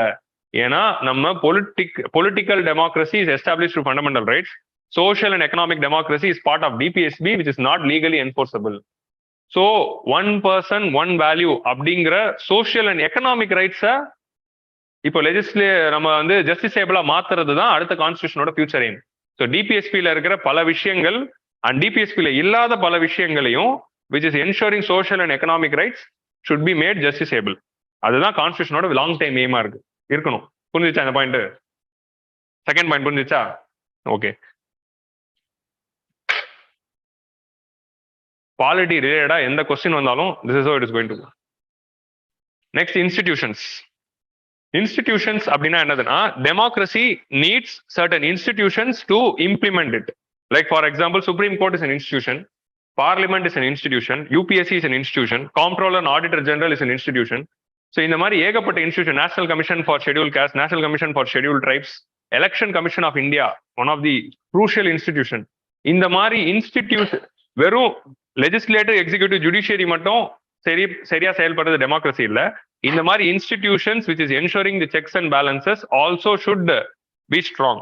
So these institutions should be enablers of democracy, and the institution needs autonomous functioning. National Human Rights Council, it needs autonomous functioning. அதுக்குள்ள கவர்மெண்ட்டுக்கு சப்போர்ட் பண்ற ஆளுங்க மட்டுமே இருக்கக்கூடாது. Election commission of India, it needs autonomous functioning. வெறும் government support பண்ற ஆளுங்க மட்டும் உள்ள இருக்கக்கூடாது. UPSC, it needs autonomous functioning. ஏன்னா without any prejudice they should give jobs to all. கவர்மெண்ட்டுக்கு ஃபேவரபிளா இருக்கவங்க இல்ல ஒரு ஐடியாலஜியை மட்டும் சார்ந்து இருக்கவங்க மட்டும் உள்ள இருந்துடக்கூடாது. So enablers of democracy needs autonomous functioning and effective governance. இது வந்து we have to ensure. It should act as an institution of checks and balance. Comptroller and Auditor General of India with autonomy should question the how money is spent by the government. Autonomy இருக்கணும். National Commission of National Human Rights Commission வந்து should autonomously question the police brutality without any biases. உங்களுக்கு புரியுதா? எங்கெங்கெல்லாம் brutality நடக்குதோ கரெக்டா question பண்ணணும். So அந்த autonomy is very important for institution. Only if you are establishing strong institution, democracy will function. இது மூணாவது aspect of democracy. நாலாவது, politics. So any constitution is good or bad is decided by people whom you are sending. அப்படின்னு அம்பேத்கர் வந்து அசிங்கமா கேட்பாரு. என்ன கேட்பாரு? இந்த கான்ஸ்டியூஷன் நல்லதா கெட்டதான்ட்டு கான்ஸ்டியூஷன் முடிவு பண்ணல. இந்த கான்ஸ்டியூஷன்ல ஆபரேட் பண்ணக்கூடிய ஆளுங்களை நீங்க தான் எலெக்ட் பண்ண போறீங்க. நீங்க சரியானவனை அனுப்பிச்சீங்கன்னா கான்ஸ்டியூஷன் சரியா ஃபங்க்ஷன் ஆகும். நீங்க தப்பான ஆளை அனுப்புனீங்கன்னா கான்ஸ்டியூஷன் தப்பாயிடும். அதனால சரியான ஆளுங்களை அனுப்புங்க அப்படின்ட்டு அம்பேத்கர் வந்து ஓனர்ஸ் யார்கிட்ட ஷிஃப்ட் பண்றாரு? சிட்டிசன்ஸ் கிட்ட ஷிஃப்ட் பண்ணுவாரு. ஸோ நம்ம சரியான ஆட்களை தான் அந்த இதுக்கு அனுப்புறோம். So politics. So universal adult suffrage மட்டும் பண்ணிட்டா பொலிட்டிக்கல் ஈக்குவாலிட்டி வந்துருமா அப்படிங்கிறது தான் நம்ம பாக்குறோம். இப்ப நம்ம வந்து அந்த டிசேபிள் பர்சன்ஸ் பில்ல பார்க்கும்போது 3 ஸ்டெப்ஸ் பார்த்தோம். வெறும் எல்லாருக்கும் ஓட்டிங் ரைட்ஸ் கொடுத்துட்டா பொலிட்டிக்கல் டெமோக்ரஸியா? கிடையாது.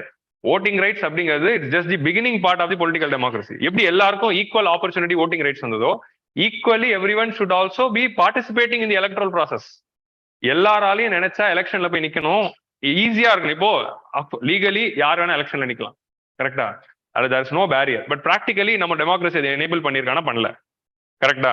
அவர் democracy has provided universal adult franchise. எல்லாருக்கும் ஓட்டிங் ரைட்ஸ் கொடுத்துட்டோம், எல்லாருக்கும் எம்எல்ஏவை நிக்கிறதுக்கான பவரும் கொடுத்துட்டோம். பட் நிக்க முடியுதானா? முடியல.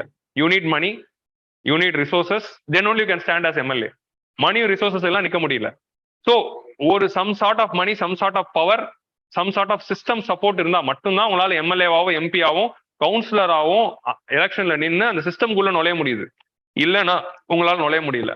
ஸோ வெறும் ஓட்டிங் ரைட்ஸ் மட்டும் கொடுத்துட்டா டெமோக்ரஸி இல்ல. Accessibility to the power should also be ensured by the democracy. Entry barriers are there for the political rights. Politicians. So politicians வந்து prestige வருது, power வருது, resources வருது.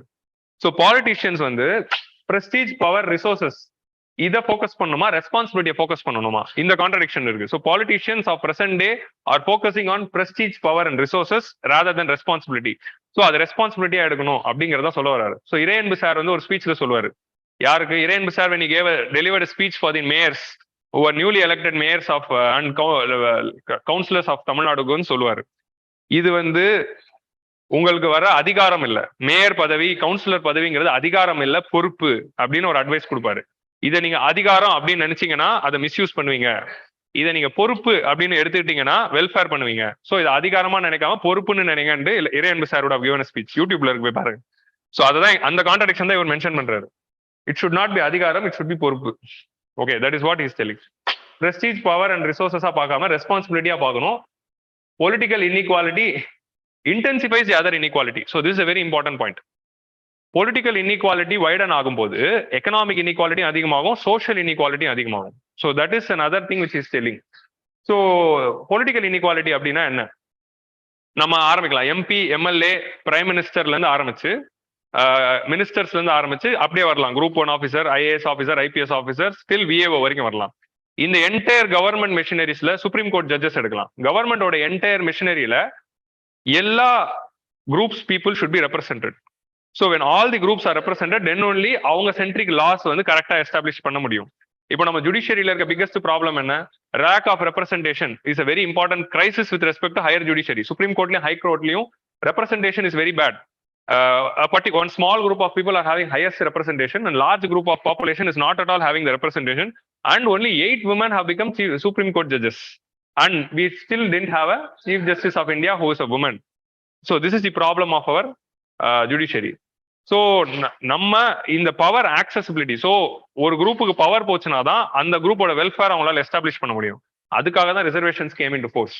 When SCs and STs are given reservation, more number of SCs and STs will come to the power. So they will work for the welfare of SCs and STs.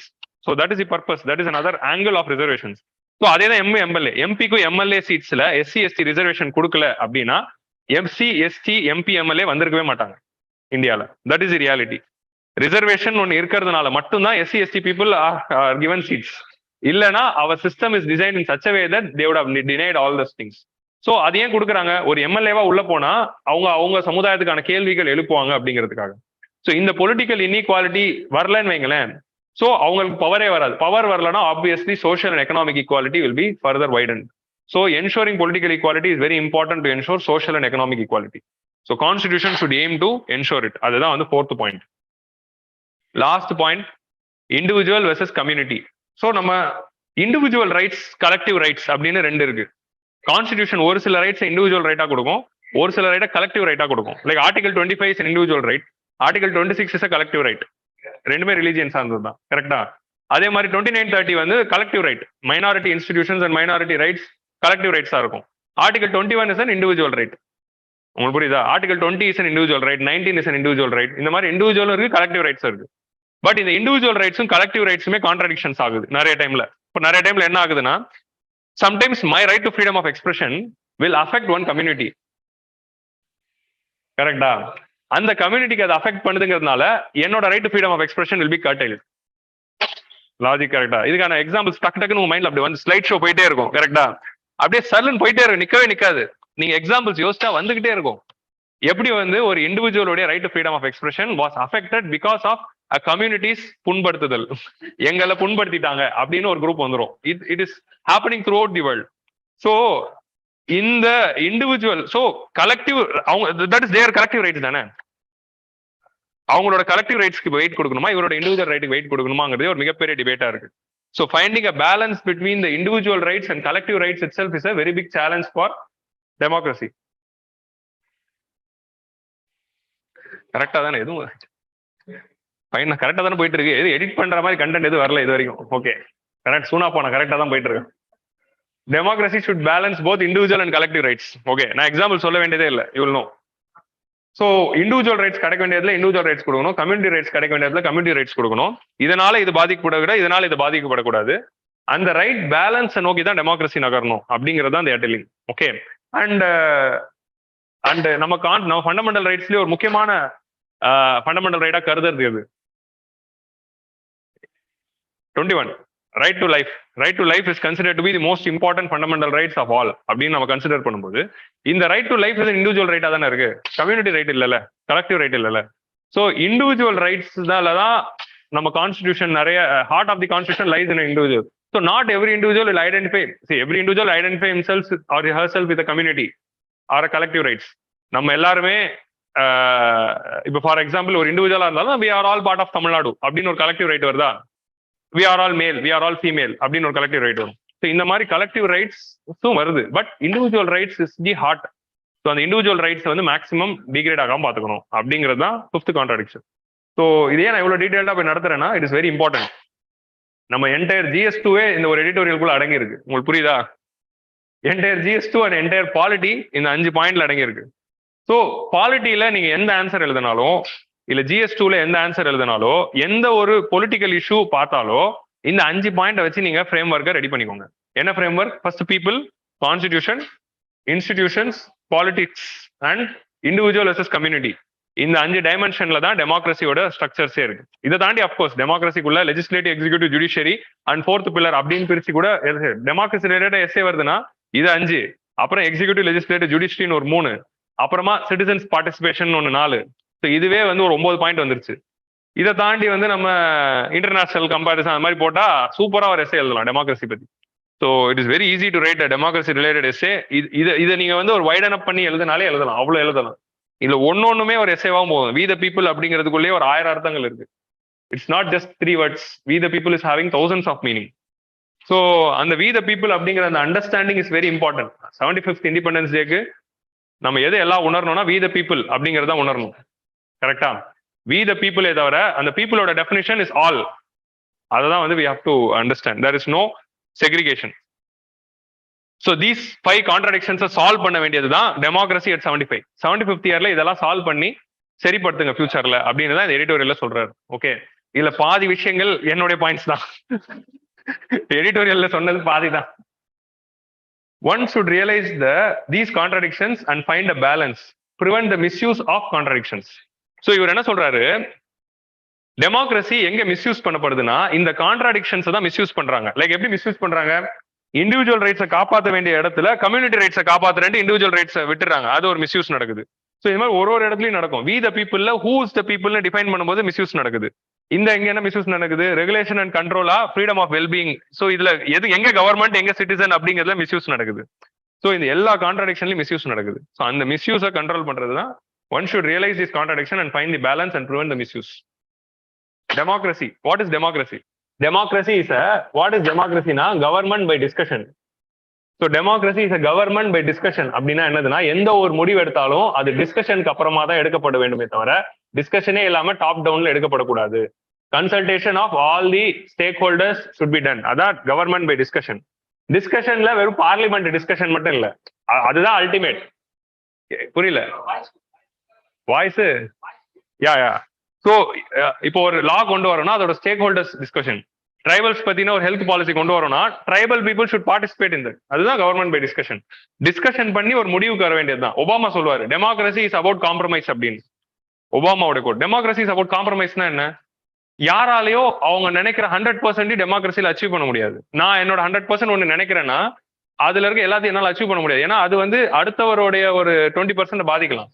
So என்னுடைய ஒரு 60%, அவருடைய ஒரு 40% சேர்ந்து தான் ஒரு output வர முடியுமே தவிர ஒருத்தர் நினைக்கிறத 100% இம்ப்ளிமெண்ட் பண்ண முடியாது டெமோக்ரஸில. ஏன்னா தட் இஸ் டைவர்சிட்டி. ஸோ அதுதான் டெமோக்ரஸி இஸ் அபவுட் காம்ப்ரமைஸ் அப்படின்னு சொல்லுவாரு. So always you have to be ready to compromise. நீ இந்த எக்ஸ்ட்ரீம் வேணும்னு எக்ஸ்பெக்ட் பண்ணிட்டு வருவேன், ஆனால் உன்னால இவ்வளவுதான் இம்ப்ளிமெண்ட் பண்ண முடியும். அந்த சின்ன விஷயத்தை இம்ப்ளிமெண்ட் பண்ணி ஸ்மால் ஸ்டெப்ஸ் நிறைய எடுத்து லார்ஜர் அவுட்கம்க்கு ரீச் பண்ணணும். That is what Obama will say. Government by discussion. So like plants need to be nurtured, democracy also needs to be nurtured. ஒரு செடி தானா வளர்றதோட நம்ம எப்படி கார்டனிங்ல தண்ணி போட்டு இதை போட்டு கேர் பண்ணி எப்படி வளர்க்குறோமோ டெமோக்ரஸி தானா வளராது. Democracy can be nurtured by leaders. Leaders nurture பண்ணணும். அப்படி நர்ச்சர் பண்ற லீடர்ஸை சிட்டிசன்ஸ் நர்ச்சர் பண்ணணும். அதுதான் வந்து we have to understand here. So one important leader who stood and nurtured this democracy யாருன்னு பாத்தீங்கன்னா Nehru. Jawaharlal Nehru is one important person who nurtured and laid a strong foundation for India's democracy. Of course, yeah, Constitution came through Constituent Assembly, through Dr. Ambedkar's Constitution discussions. ஆனா அந்த ஒரு இன்ஸ்டிடியூஷனை implement பண்ணி காட்டணும்ல. இப்படிதான் ஒரு 20 வருஷம் implement பண்ணி காட்டிட்டாரு. இப்படி இம்ப்ளிமெண்ட் பண்ணுங்கன்னு இன்ஸ்டிடியூஷனுக்கு ரைட் கொடுக்குறாரு. நீ எனக்கு கேள்வி கேளு அப்படின்னு. பார்லிமெண்ட்ல போயிட்டு பதில் சொல்லுவாரு. Each and every. எதிர்கட்சியில 20 பேர் தான் இருப்பாங்க. இப்போ இருக்கிற எதிர்கட்சியிலாவது நமக்கு 100 பேர் இருக்காங்க, 150 பேர் இருக்காங்க. எதிர்கட்சியில 20 பேர் தான் உட்காந்துருந்தாங்க நேருக்கு எதிரில். 20 பேருக்கும் தனித்தனியா பதில் சொல்லுவார். So attending all the parliamentary session and answering each and every question. So பார்லிமெண்ட்ல ஆப்சென்ட் அப்படிங்கிறதே ரேர் பிரைம் மினிஸ்டருக்கு நேருவா இருக்கும்போது. So democracy can be nurtured by a leader. So Nehru மாதிரி டெமோக்ரஸியை நர்ச்சர் பண்ண லீடரை we should remember at this point of time. அந்த மாதிரி டெமோக்ரஸியை நர்ச்சர் நம்ம தமிழ்நாடுக்கு எக்ஸாம்பிள் சொன்னோம்னா நமக்கு ஃபர்ஸ்ட் ஞாபகம் யாரு? Kamaraj will come into the mind of people. So அந்த மாதிரி டெமோக்ரஸியை நர்ச்சர் பண்ற லீடர்ஸை people should nurture them. That is what the final thing which you have to take. So and democracy needs eternal vigilance. Eternal vigilance na yaru? People on government, not government on people. Big boss மாதிரி நம்ம அவங்கள பார்த்துக்கிட்டே இருக்கணும், and people should keep their eternal vigilance. So இது reverse ஆயிடக்கூடாது. That is one reality here. Okay, clear? So this is a very most important editorial of the day, and India at 75 ரொம்ப முக்கியமா இருக்கனால இத கடைசியா வச்சு இவ்வளவு டீடைலா போனேன். இதுவே ஒரு half an hour எக்ஸ்பிளைன் பண்ணிட்டு இருக்கேன். But understanding this editorial is very important to understand polity.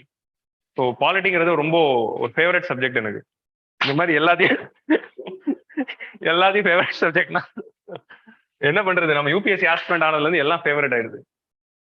So ரெண்டு முக்கியமான எடிட்டோரியல்ஸ் இந்த வாரம் வந்தது நியூஸ்ல இருக்குது. ஒன்னு data protection bill withdrawal and demographic dividend. அதை தான் நான் போட்டிருந்தேன். 61st எடிஷன்ல ரொம்ப டீடைல்டா பேசிட்டோம் இந்த ரெண்டு டாபிக்கும். அதனால அதை திருப்பி நடத்துறதுக்கு எனக்கு போர் அடிக்குது.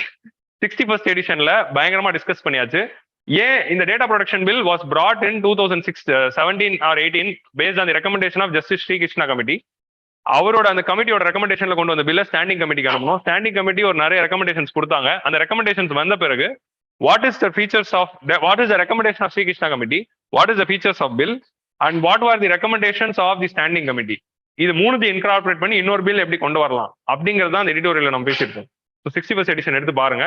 இப்போ அந்த ஸ்டாண்டிங் கமிட்டி அவ்வளவு ரெக்கமெண்டேஷன் கொடுத்துட்டதுனால அந்த பில்ல வந்து கவர்மெண்ட் என்ன பண்ணா வித்ரா பண்ணிட்டு புது பில் கொண்டு வரலாம் அப்படின்னு சொல்லியிருக்காங்க. ஸோ அந்த புது பில் கொண்டு வரும்போது Shri Krishna committee recommendations and recommendations of standing committee should be incorporated அப்படிங்கிறது தான் அதோட கான்செப்ட். ஸோ 61st எடிஷன் பாருங்க. Demographic dividends also discuss that. So macro variable projection in uncertain times, Arun குமாரோட editorial. He's a renowned economist. So அவர் என்ன சொல்றாரு, நம்ம எக்கனாமில இருக்கிற மெயின் ப்ராப்ளம் என்னவா இருக்குன்னா, ஒன்னு குளோபல் அன்சர்டனிட்டி, இன்னொன்னு அது ஒரு மிகப்பெரிய தலைவலியா இருக்கு. நம்ம எக்கனாமிக்ஸ் வந்து பிளான் பண்ணி கொண்டு போறதுக்கு இன்ஃபிளேஷன் நடக்குது, இது நடக்குது, Ukraine conflict, supply chain stock, இதெல்லாம் ஒரு பிரச்சனையா இருந்தா இன்னொரு சைட்ல மிகப்பெரிய கான்ஃபிளிக்டா இருக்கிறது அதெல்லாம் கால்குலேட் பண்ற டேட்டா. இதெல்லாம் கால்குலேட் பண்றதுக்கு நம்ம இன்ஃபிளேஷனுக்கு ஜிடிபி யூஸ் பண்ற டேட்டா சரியா இருக்கானா, that is flaws in the data. So இது ரெண்டு மிகப்பெரிய பிரச்சனையா இருக்கு. And one important data point for this week is cyber crimes for sir இன்னொரு 2 minutes முடிஞ்சிடும். Cyber crimes 2 minutes. Cyber crime related cases which is filed against children அப்படிங்கிற அந்த கேசஸ்ல 1000 கேசஸ் எடுத்துக்கிட்டோம்னா, so over 1000 cases of cyber crimes committed against children were sent to trial between 2017 to 2016. Only 6 have resulted in conviction. 1000 case child related cyber crime cases போச்சுன்னா 6 கேஸ்ல தான் conviction வருது. So that is the poor rate of implementation of cyber crime cases against children. So இது ஒரு முக்கியமான data. சைல்டா கூட எடுத்துக்கலாம், ஜுடிஷியரி ஆர் கிரிமினல் ப்ரொசீஜர் கோடுக்கு எடுத்துக்கலாம், ஆர் செக்ஷுவல் ஹராஸ்மெண்ட்டுக்கு எடுத்துக்கலாம், சைபர் கிரைம்க்கு எடுத்துக்கலாம். Okay, 98% cases are still pending. 27% of the cases are only charge treated. So இந்த ரெண்டு டீடைல் தான் நமக்கு தேவை, வேற எதுவும் தேவையில்ல. ஸோ என்னென்ன நமக்கு தேவை, 1000 கேஸ் போச்சுன்னா 6 தான் கன்விக்ட் ஆகுது, 98% பெண்டிங்கா இருக்கு. ஆன்சர் ரைட்டிங்ல முக்கியமான டேட்டாவா இதை மென்ஷன் பண்ணலாம். இது என்ன cases, cyber crimes committed against children. Okay, so அதுல ஒரு முக்கியமான இந்த கிராஃப்ல வந்து இது வந்து எப்படி ரீட் பண்ணலாம்னா, இட்ஸ் வெரி டஃப் கிராஃப் தான். இப்போ human dowry death related case நடக்குதுன்னா கன்விக்ஷன் ரேட் 45% இருக்கு. அதுவே வந்து கிரைம்ஸ் அகேன்ஸ்ட் எஸ்சிஸ் கேஸ்ல கன்விக்ஷன் ரேட் 42 இருக்கு. So crimes against children, cyber crimes against சில்ட்ரன்ல கன்விக்ஷன் ரேட் 0.5 இருக்கு. அப்போ children related cyber crime cases are not implemented in true fair way. So அதே மாதிரி சார்ஜ் ஷீட்டிங். ஸோ இந்த டிஸ்கிரிபன்சி தான் சொல்ல வராங்க. இதுல இருந்து நீங்க ஒரு இன்டர்பிரேஷன் மட்டும் எடுத்துக்கோங்க. டேட்டாவெல்லாம் ரிமெம்பர் பண்றீங்களோ இல்லையோ, பட் ஒரு இன்டர்பிரேஷன் எடுத்துக்கோங்க. Maybe you can compare theft கேசஸ்ல 44, சில்ட்ரனுக்கு வந்து 0.5, இப்படி ஏதாவது ரெண்டு டேட்டா மட்டும் எடுத்துக்கிட்டு மைண்ட்ல வச்சுக்கலாம். Okay, so we finally came to the end of the today's session. So today we discussed the 5 important editorials. So next week in 81st edition we will join with another 5 editorials. So till then do the regular revision, take the notes and make sure that you are using these points in your mains answer writing. அதுதான் ரொம்ப முக்கியம். நீங்க own notes எடுத்து அதை segregate பண்ணுங்க. That is very important. We will meet next week. If you are having any doubts, post in the comment section. Since it's already late, I am winding up the session. உங்களுடைய live chat நான் பார்க்கல, comment செக்ஷன்ல நீங்க doubts போடுங்க. I will come and answer. And join us for 75 years of India's independence celebration tomorrow in a grand ceremony. And in the 5th editorial, ஞாபகம் வச்சுக்கோங்க, that is the ultimate message for India's democracy. We'll meet next week. Thank you.